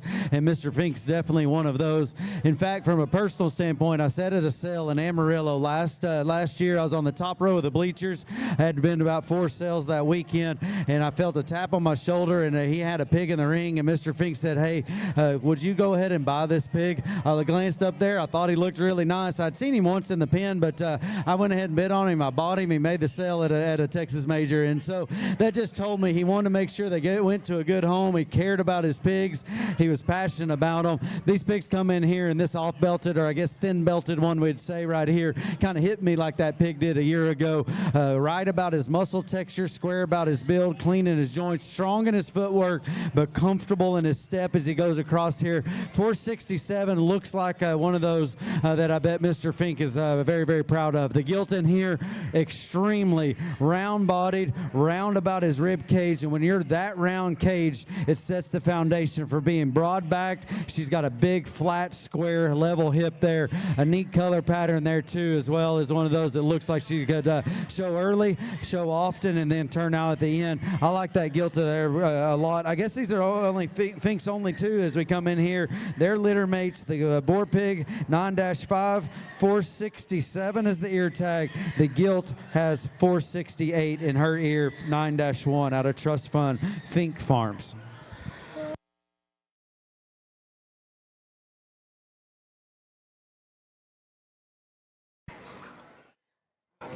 Well, thank you, Robert. Appreciate you coming, and we're going to jump right into the DG firm, and we're going to go a little out of order with you guys just because we like to mess with you, but 471, 472, and 473 are coming, and Dennis and Brandon have always been great supporters of the invasion. They've been here for the long haul. They come to both the sales, and I don't think either of them are on with us here, but I believe Dennis draws the stick of driving the truck out from California for the next sale in September, so we'll get to see him in person. And obviously, if you know Brandon, he drove here once, and he'll never do that again. He's an airplane kind of guy. That's just too tough for him to get in a truck that long, and I hope he's listening and heard that. But appreciate both of you guys and what you've done, not only for this, but for kids across our part of the country. 471, I believe these are all litter mates, 472 and 473. Out of the worldwide boar, buckle up, never before, all dot cross males, and you're going to see some pigs here, Kelton, that could go either way, boars, barrows, whatever direction you want to go. Yeah, again, you always reference years past or things that were memorable, and this crew right here brought a memorable group of them. Obviously, they looked like they had boar characteristics, could win big barrow shows. I've given you my opinions there, or think there, and if I'm right, they ended up having a boar and maybe a barrow. I'm not real sure, but for sure a boar that's heard of. We talked about it here just a minute ago, and so study your lesson with these guys there. These pigs look like that there as we go. Again, I'm not a pedigree junkie, but I was at Laird's preview, or I guess boar viewing the other day, and admired obviously the set of boars that Laird's put together. But this worldwide boar jumped out, or I guess ran out, and was absolutely blown away. He's a full brother to Woke, and as good as Woke's been siring them, I thought this one even up the quality, up the ante, and I saw a couple even this weekend out of worldwide that has been incredibly good. Obviously, buckle up, never before. Everything in their pedigree reads as ones that are going to be stout, they're going to be powerful, they're going to have look, and they could be pigs that generate. So again, whether you're looking for a boar, whether you're looking for a powerful show bearer, I'd kick these out. We've got a Hampshire classifying one. We've got chromed up ones that could be crosses. I'm not going to break them down individually there, but Doty and Grove, again, drove a long way, probably spent a lot of time figuring out which ones they were going to bring to the invasion. They've had success in years before. These three look like they could do so as well. Again, it's hard to get three pigs this good in the show pig world. That means that their pedigree is good and they're bred for success there. 471, 472, 473 out of worldwide again.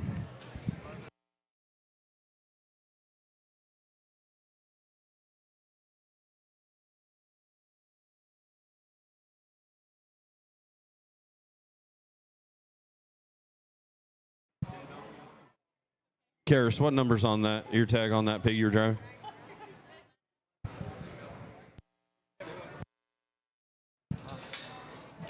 Okay, two more from the DG firm here, and I got them, Clint. 469 and 470. This is going to be their light cross entries. Joke's on You, Tricky Business, Snafu, and again, a little different. You don't see some blue ones from them, but man, a wild marked one out there. What's that dark blue one? What's that tag? The tag on the dark blue? 470 is the dark one, and 469 is the more traditional blue. I'm going to tell you what, if you're going to show a blue pig, you better look in at the invasion. I don't know if that was coincide with these blue shavings that Angie's so proud of, but I'm going to say that there are some good blue ones there. Different destinations, maybe different feeding patterns. I read these ones as maybe that much bigger and more extended and later maturing. You know, again, just impression gives me of those that don't need to stretch them till later on. You need to go ahead and show. I'm not saying they're inappropriate size for a January show, but these aren't March show pigs, and they're going to show Jan and maybe early Feb, wherever you need to go there. But they're late maturing, they're tall fronted, and they still are stout about their feature and their indicators there. These blue ones are going to be good. I'd say study your lesson there, and depend on where you want to go here. You know, there's a lot of affinity towards those solid blue or those blue belted ones, however you go. I think they were originated and created in your state. You should have your own breed there out there, and they come from California, and looked like to me your West Coast as we kind of go through there that y'all continue to crank out there years and years and decades that y'all are famous for that set. But Joke's on You is out there sired by really good pair. Again, Doty and Grove put a lot of focus, hauled a long way with a pair of 21 litters, 469, and the dark blue one is 470.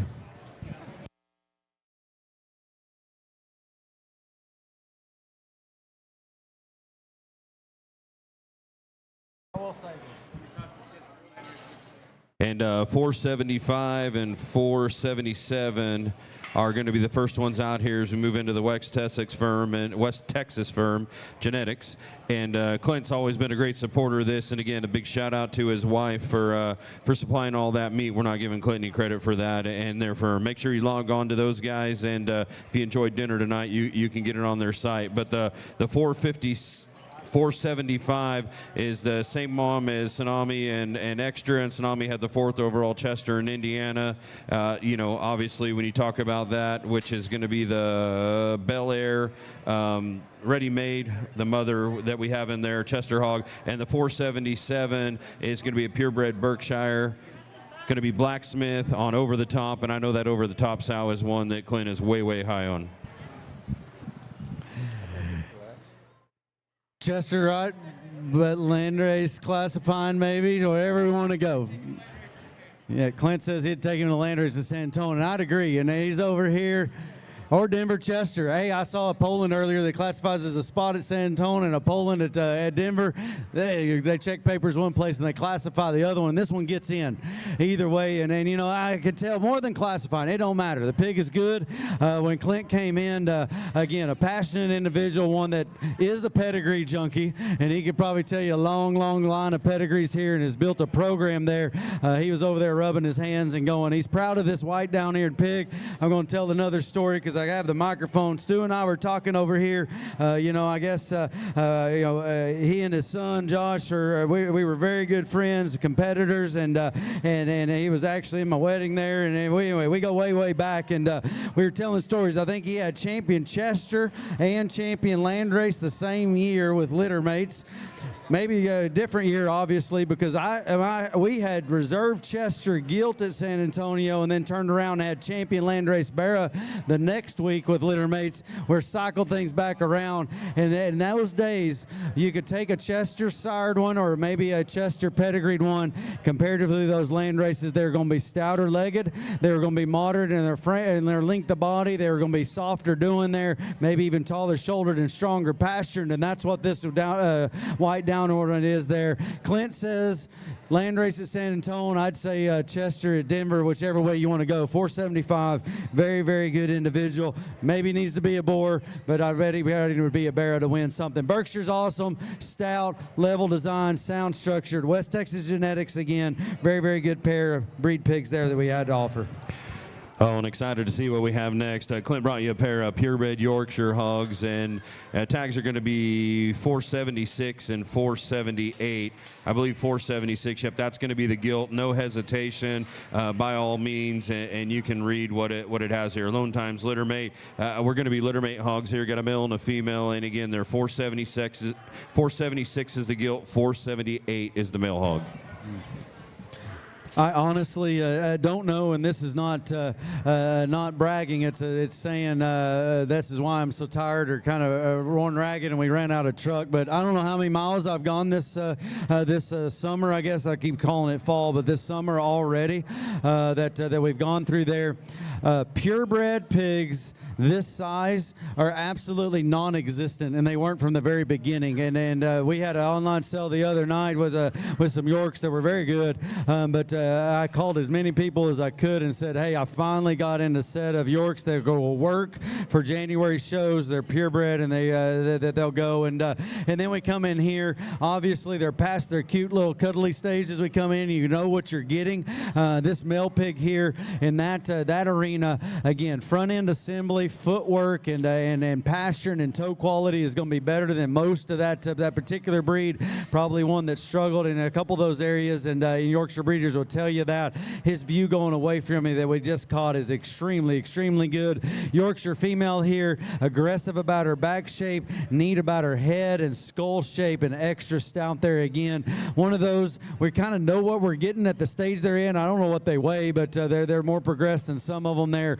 But if you're looking for a Yorkshire individual there, I'm going to tell you after this weekend, they're not going to be around, and you've probably been on a hunt for a month to find them. A really good pair here. West Texas Genetics. It doesn't matter what breed they have in here. These are not litter mates. There we come in here, but a very, very good pair there for sure.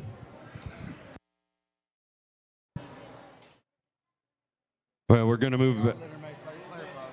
Yep, litter mates, yes.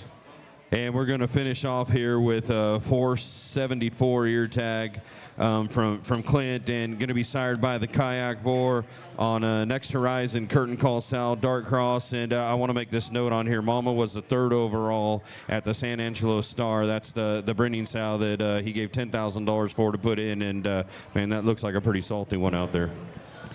Yeah, we go on and on about breeds and different destinations and shows, and they're all important, but seems like crossbred male pigs, when they drop in like this, you know, I haven't heard people around us kind of take a breath and look in there. Again, Kayak, again, he's highly represented here. That's neat to see from selling a year ago to coming back and what he sired. That doesn't always happen, and so that gives you just that much more confidence as a feeder. I guess, I don't know if it was about a month ago, Clint told me if you ever make your way back out here towards San Angelo, you need to go ahead and drop by, not just for the pures. I've got these crossbreds where I liked them, and I think you need to come visit. And I'd say I need to make my way over there to Wall or Angelo there in West Texas. Again, for a tall-shouldered, shapely one, there is absolutely no divot and no deviation in his top line. He's absolutely dead level. Every transitional point is right. He's parallel down low. From his chest to his sheath to his flank is built right. That one's a semblance of a balance. Again, Kayak is going to make them good looking and shapely. This boar pig, I guess, resembles that as well. And again, one that I know Clint's very proud of there to come in there for sure. 474, I believe, is that tag number.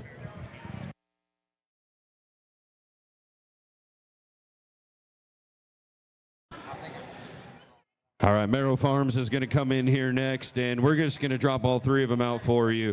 And tag 480 and 481 are going to be litter mates. Lead off on the OCD Carmasau. The dark cross is going to be the boar 480. 481 is going to be the belted cross. The gilt will be the easier way to identify her out there. And the last one you get to talk about, the 482, is going to be 2-4 Awakening. Fun thing to talk about there. The boar over there at Mavs. Big Daddy, best kept secret. That's a dark cross board as well. Again, I referenced that sale earlier. That's the freshest thing in our mind. But Maro had a pair of 3 litters at the last sale, and I was so frustrated. Eastern Oklahoma has awful cell phone service. It doesn't matter if it's 6 lanes of highway, including one of them that I got a traffic ticket on the way down here. But there is 1 bar of service, and I missed Maro's pig that I had marked. That was a 3-liter lead off earlier, and I wanted to buy that pig. I thought he looked like an awesome feeding one, and these, to me, just initial impression match that quality. They look like they've got a feeding rib design, a feeding frame size, and skeletal build there for the long haul. And in fact, these might actually have even that's more raw shape than that pair that I saw there earlier there. And so obviously I have a deep litter and a really good good pair right there, bred out of a boar there again that's been competitive. The Awakening boar is definitely one you're going to hear of, a wide awake son there that Day raised, that Wilbur owns along with Squires, and I think a few others that's at Squires Genetics that I saw as a baby pig. I bought a couple pigs out of because I think they're going to feed this 2-liter male pig from Awakening. Again, 482 is the tag number. Tall-shouldered, really heavy-legged, and a lot of times it's hard to tell when you've got a little bit more frame size and elevation just truly how stout structured they are. That's how Awakening looked as a baby. You study that one's column of bone. This Hampshire classifying one's going to be a stout individual there in the end. Really good one to represent that boar. In fact, I think the second high seller there earlier was an Awakening sire pig that Mav had, and again an awesome individual there from Maro there. That's 482, I believe. 480, 481 are the lead-off sired ones there from Maro.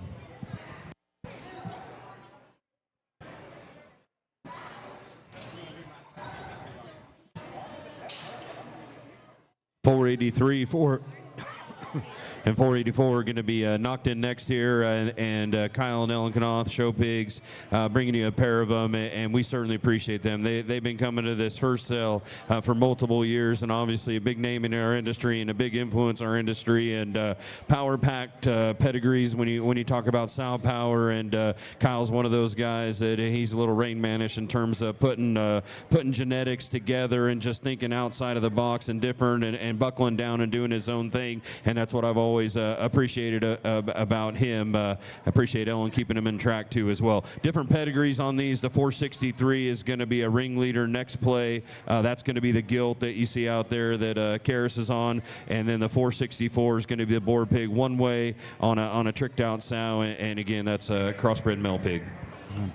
Yeah, obviously Canoth I don't know how many times or how many years it's been now. Obviously some of the years even greater than others, but he hasn't had the Grand or Reserve Grand and multiple winners there at all levels. And what's neat to talk to Kyle, like James says, does this thing the own way, and he's one of those guys that understands inbreeding, line breeding, and matching pedigrees up, and once he figures out what clicks, he can kind of close his eyes and repeat it, and it works. And I was able to go there, I guess, about 3 weeks ago, and I saw a set of ringleaders, and he said, hey, this ringleader deal is going to work on our sows. And then he brings a ringleader gilt there to offer next play. Obviously a boar that's done a phenomenal job there, and one of those that you'll see on the south side quite a bit there. Again, personal story that we can go 2 or 3 years ago, I guess, whenever he had Grand or Reserve Grand, I think at every Texas major show and maybe Denver, my son won Fort Worth. That was the cheapest pig that Kyle sold at a public setting that year. He wasn't dirt cheap, but he was the cheapest one that year, but he knew he was going to feed. He had an awesome pedigree, and we visited him about it with him. These pigs aren't going to be the cheapest ones tomorrow. That gilt better be very high on your list. Not only think about the show ring success, but think about sow power, but but then resale value of a ringleader next play from Canoth. The male pig looks like very traditional in terms of Kyle's pigs, from look and presence, neck attachment, and where it comes on the top of his blade, length of hip, muscle texture as he leaves you. That pig's built for the long haul. 484 is that one's tag number. 483 is the gilt.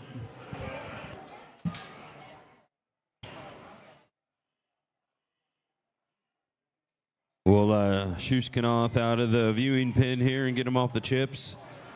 And we'll head right into Route 9 Show Pigs. And traditional, they only have one hog, and but they make it count with what they bring. They don't generally bring more than one pig out to this particular setting here. Bell Bottom Blues Air Force One's going to be the pedigree. Obviously a dark cross boar there, but man, this one looks a little special when he came in the ring in terms of what he brings to the table. If I'm not wrong, we saw some bell-bottom blues a little while ago that were really nice, and then we get a belted version of there. And I tell you guys, I guess you'd say that's what I'm here to do, is to tell you to study, but this pig's really good. You can break down every category or every attribute of him, but that one's flat good. And one thing I usually, Camlin sitting here next to me, she's got an awesome eye. She's on the end of her seat. This pig, I'm going to say again, very, very good. What is he? He's a bell-bottom blues Air Force One. Is that 485? Is that what that tag number is? 485. Put some circles, put some stars. I'm not going to break him down. Awesome pig.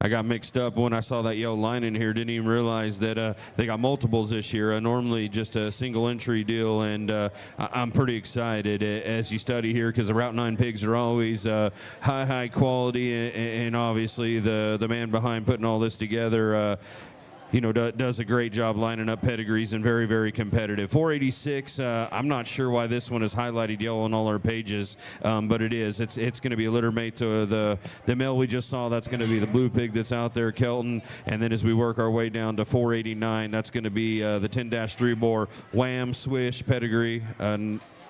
Maybe not another light cross. Sorry, the dark cross is litter mate. The light cross is the Wham Swish. So we just talked about that one there. I think 3 stars in a circle, and then we've got a chance to have a mate that's maybe just a shot bigger, maybe from a weight perspective than the last one we saw. Same look, same presence, same neck attachment, same length of body and length of hip, and an awesome color pattern there.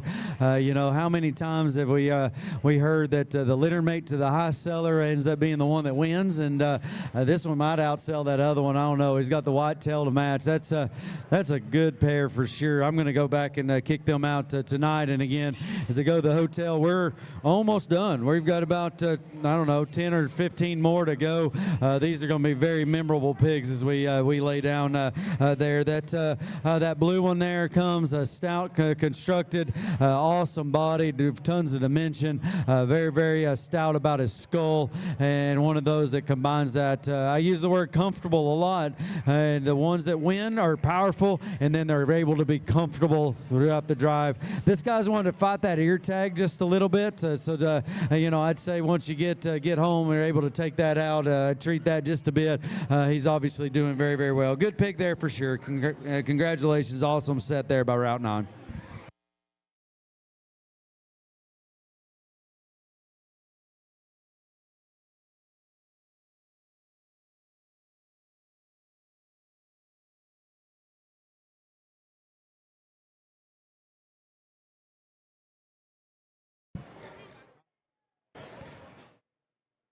.487 and .488. Route 9 comes in here. Pair of litter mates, 15 litter pigs, and the 15-6 is going to be the belted boar, and the .488, the 15-9 is going to be the dark cross, or the one that carries just a little more on him. Hardcore, Snafu, and another exciting pedigree, and I'm sure Kelton knows this, but Hardcore is that Tristan Gamble boar that's up there, Purple Power, kind of a calico mark deal, and I can see why these pigs look like this. Yeah, again, a pair of them, not as big as that last pair, but look like to me in terms of just rib shape and outward curve to their body, regardless what size they are. That's true. Those are the ones that could maybe skip a feeding the morning of the show and you're still okay because their ribs built in them right. That chromed up one here, the young man is on, hits me as a show pig. I mean, he looks like he's got that look and presence for sure, that regardless who's judging is going to grab some attention. The more traditional belted ones probably even that much denser made. So again, awesome pair. That's just awesome group of pigs. And you know, I guess you'd probably go back and study depending on what endpoint that you have. And again, if a firm can bring that many of them that all look like they'd feed, depending on the endpoint, you need to study. In the show pig world, facts are facts. That's hard to do. 487 is the thin belted one, and 488 is the wider belt or chromed up male pig here. Route 9 show pigs again. And thank you to the Route 9 firm. And as they head out with that deep set, and it might be the deepest set of pigs that breeders had here, we're going to go right into Back Road Genetics, 490 and 491. And a little different deal here. Obviously, we got a purebred Chester, that 14-7, hands down WD-40. You know, both boars that need no introduction. Chester male pig, and then the 8 seconds. Picture this is going to be the dark cross pedigree, and a nice pair of them to discuss here.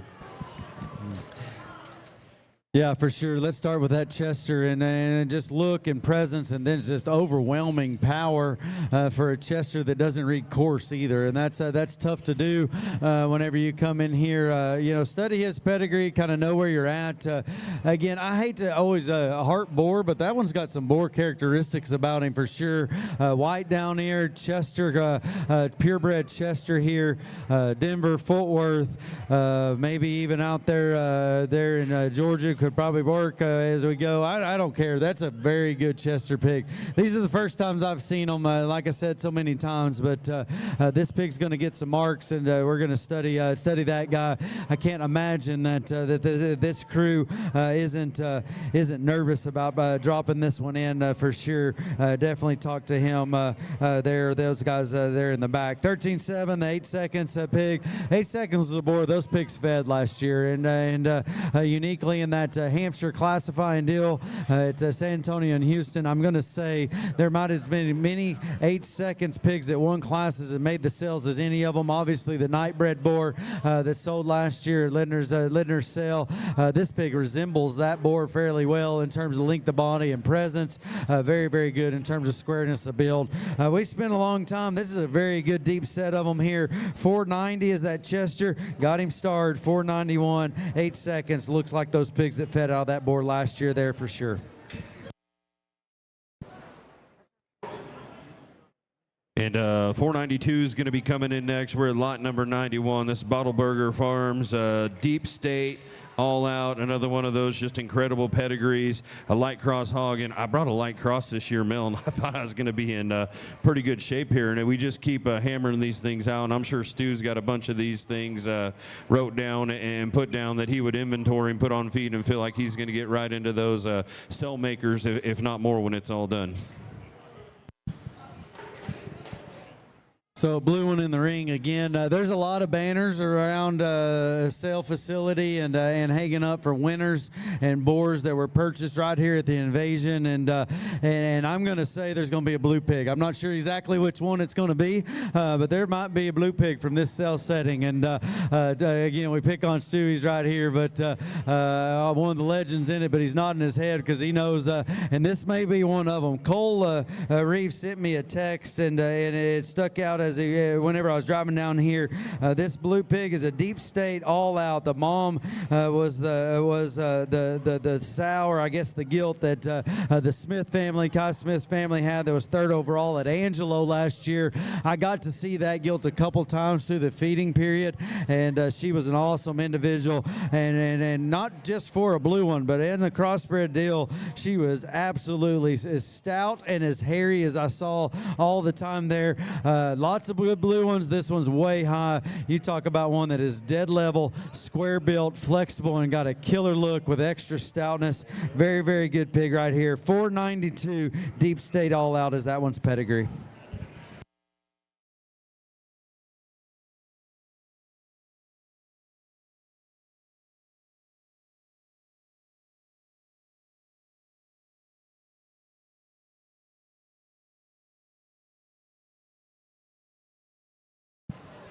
All right, Price Show Pigs is coming in here, and another one of the staples, and certainly a matriarch firm when you talk about coming to the invasion and helping us out.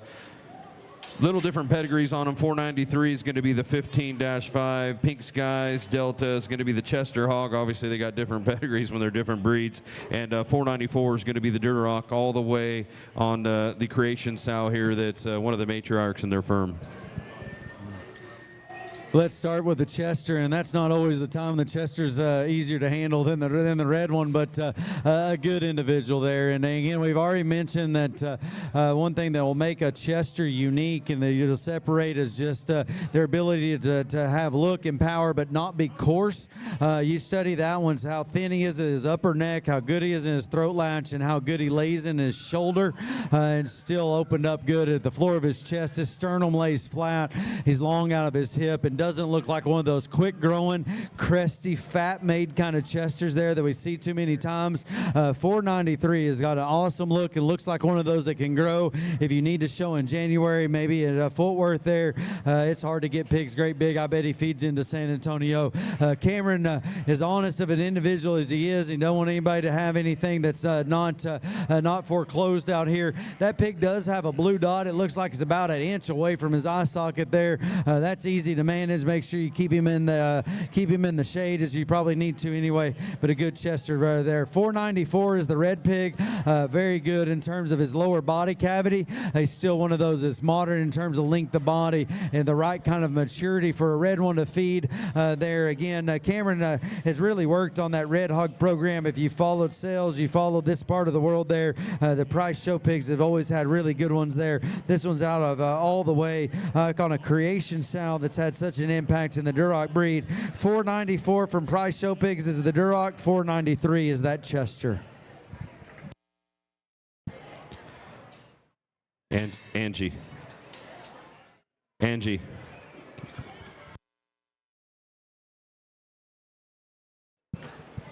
All right, we'll drop price out and appreciate that pair that they brung you. And we're going to go right into the Reeves and Smite firm here, and looks like a pair of Berkshires coming out. Different pedigrees though here. The 495 is going to be the 109-3. Which is 495? 495 is going to have the white face, which is going to be the unhinged on an Eagle Scout boar pig, and then the 496 is going to have the black face, is going to be above and beyond, top it off. Both Berkshire hogs, Reeves and Smite here, and certainly great supporters of this and always bring some elite Berkshire males. Again, there's absolutely nobody and no firm in the state that you think of faster when you think about purebreds, Barras, and Gilt. They're alike, and it doesn't matter whether it's Berks, Polands, Herefords, wherever we're headed. The emphasis that they've had on there, and they've got good crossbreds too. But talk to Cole. You know, I mentioned earlier, I think I was talking about Kyle. He might not be the loudest or most outspoken. Usually know that Cole's here. You usually hear him there around ringside there, but awesome guy, awesome program that him and Brandon put together there. But a pair of Berks that we have in here, not litter mates, obviously, that you can tell, but actually resemble each other. And again, four-rib design, consistency of rib cage, and again, those that look like they were built to turn out there in the end. I'm not going to break them down there. We've had a long preview, but if I'm going to buy a Berkshire pig, if I'm going to buy a breed pig, and you look at the list of consignors, I'm going to head there to Reeves and Smite maybe first there. 495 is the unhinged sired pig. 109-3 for the guys that are studying there at home or followed the pigs there. This above and beyond obviously wins a bunch. The 110 ear notch or 110 litter pig there is 496. Again, Reeves and Smite, pair of Berkshire male pigs that need to be kicked out in the back. Visited Cole about them.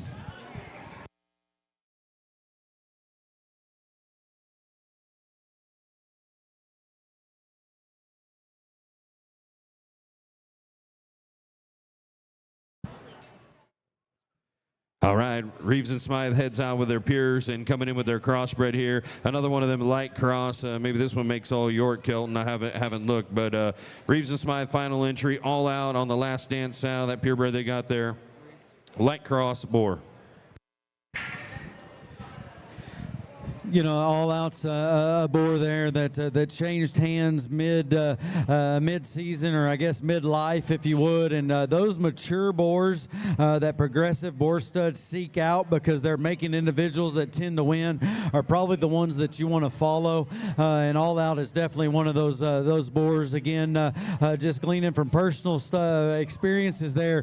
The Kai Smith family that we mentioned there earlier had an All Out pig there that was solid white that Sloan had, that went to Houston and won the first class of Yorkshires at Houston. And of the exciting male pigs that I saw last year in the barrel rings, that All Out pig would have topped them here. We've got a pig there that's got a little bit more progression from a size perspective here mid August here, but looks like one from a muscle, rib, and pedigree standpoint. Those All Outs have some staying power. I'm going to say this one can show in January, but I wouldn't be surprised with the right feed, the right environment, and the right management that this one can't get to mid-February there as well. Again, All Out sired that high selling yield, sired all those winning barrows there that go through there. And we've got one that we've driven around for just a minute, and I hadn't seen a blue spot yet. Big back, powerful, looks like those All Out pigs there earlier. Managed him right. Great sow on the bottom side there. Again, Reeves and Smite, crossbred pig, but shows as a Yorkshire. 497 is his tag.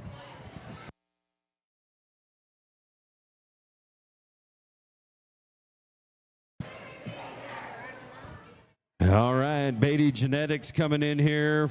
498 and 499 are coming in, and Kyle stayed home, thank goodness, because the A team is here, and young lady's doing a great job getting them in. I don't think the Beatty pigs have ever looked better than we're going to see right here, Kelton. So pretty excited about what we have, and the 498 is going to be Footloose on a Waspy Say It, going to be a light cross boar pig, so the one with seeds, and then the 499 is going to be Empire on the foot-told sow, and that is going to be your barrow.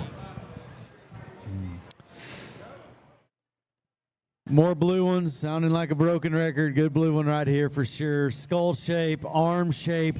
I don't want to just say arm shape from a size standpoint, but front end assembly, their slope to their shoulder, their backward set to their forearm and where their knee sits. If they're assembled like this one up front, they usually drive good from behind. This is a little pig that's built extremely good. There's a lot of guys around ringside that gets to see pigs in the nurseries.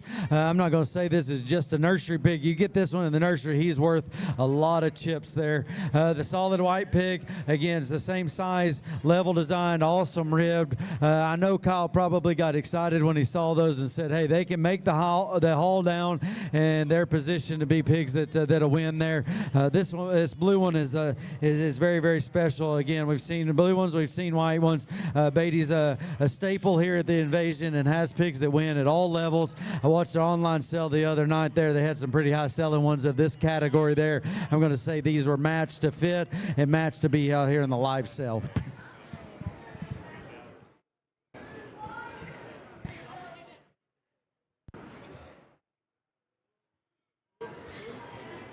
You write that blue pig down?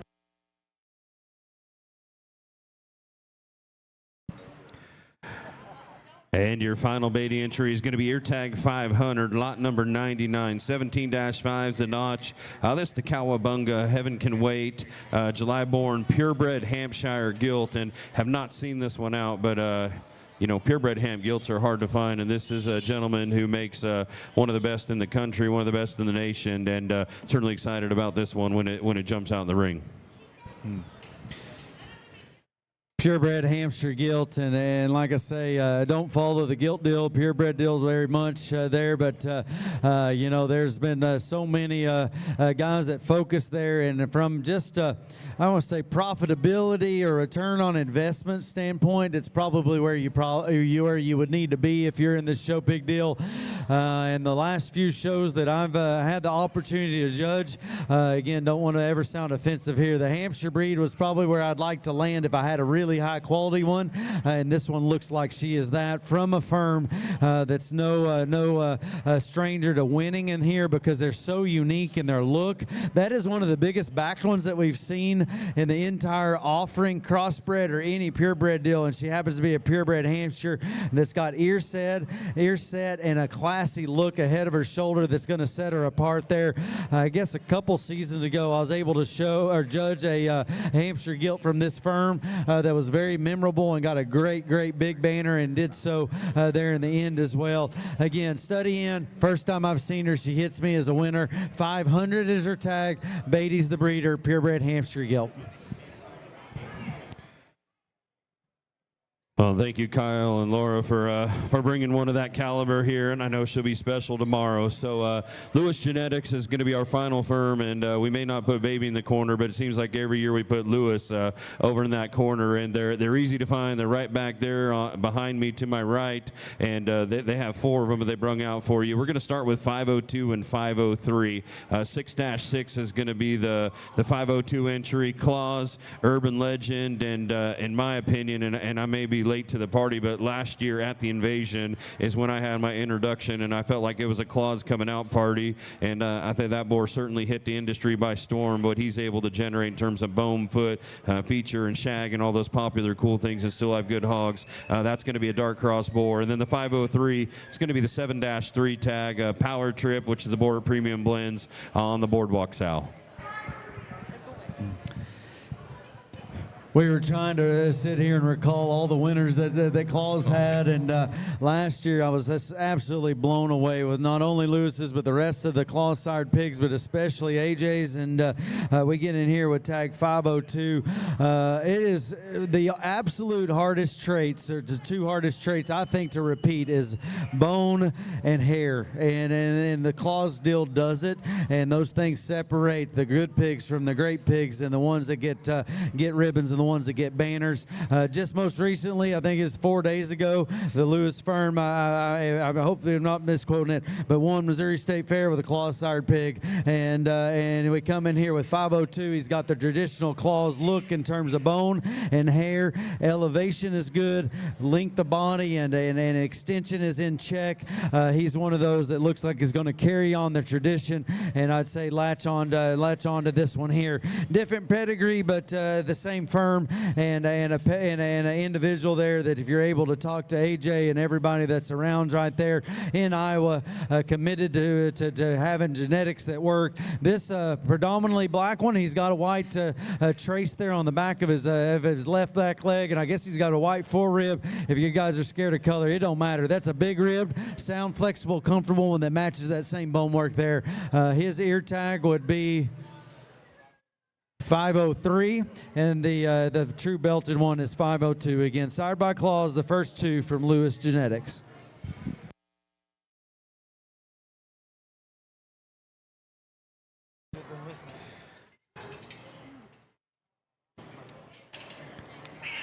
We appreciate you guys sticking with us here. Got a big crowd at the end, and 2 more to go, and I think you're going to find they're worth the wait. We're going to close it out here with the Lewis Firms final 2 pigs. Going to be ear tag 501 to start off with. It's just going to be a Power Trip Boardwalk.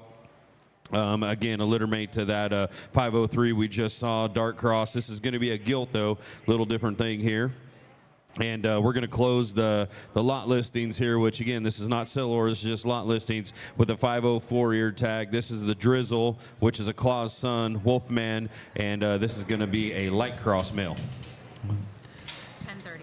Well, we can visit about that gilt there again from a firm that we've talked about, Sow Families, Genetics, and Pedigrees. If you're looking for one to make a next generation of show pigs, I'd say look right in here. But she looks like a show gilt too. Looks like one that could be a market gilt, but also be a breeding female come this winter. Awesome body, very good there from a balance perspective, sound and correct. And you know that Lewis's are going to be stout there for sure. This blue one here, again, there's been so many good blue ones, but this one will fit right in the mix there. I still call this pig a green one that's got future. His pin set is big and wide, is spread up top, and for a level-hipped one, he has reach and flex. His rear leg goes behind his tail root there. Awesome look there, and one of those that combines some unique characteristics there in 504 for sure. Again, I'm going to let James tell about some of the schedule and get all the final things. But we had an awesome preview. Stu and Cameron both told us that we've been long-winded and it's gone too long out here, but hopefully you had ample time to see them. For 103 lots that we had, got them done in a minute or a minute and a half, I guess a minute and a half per pig. Even at auctioneer standards, that's not just too bad, but it's a set that's worthy of all that discussion. We'll see them again. James will finish us up, but it's my pleasure again. Consigners, awesome job. Angie and crew, great event that'll sell tomorrow.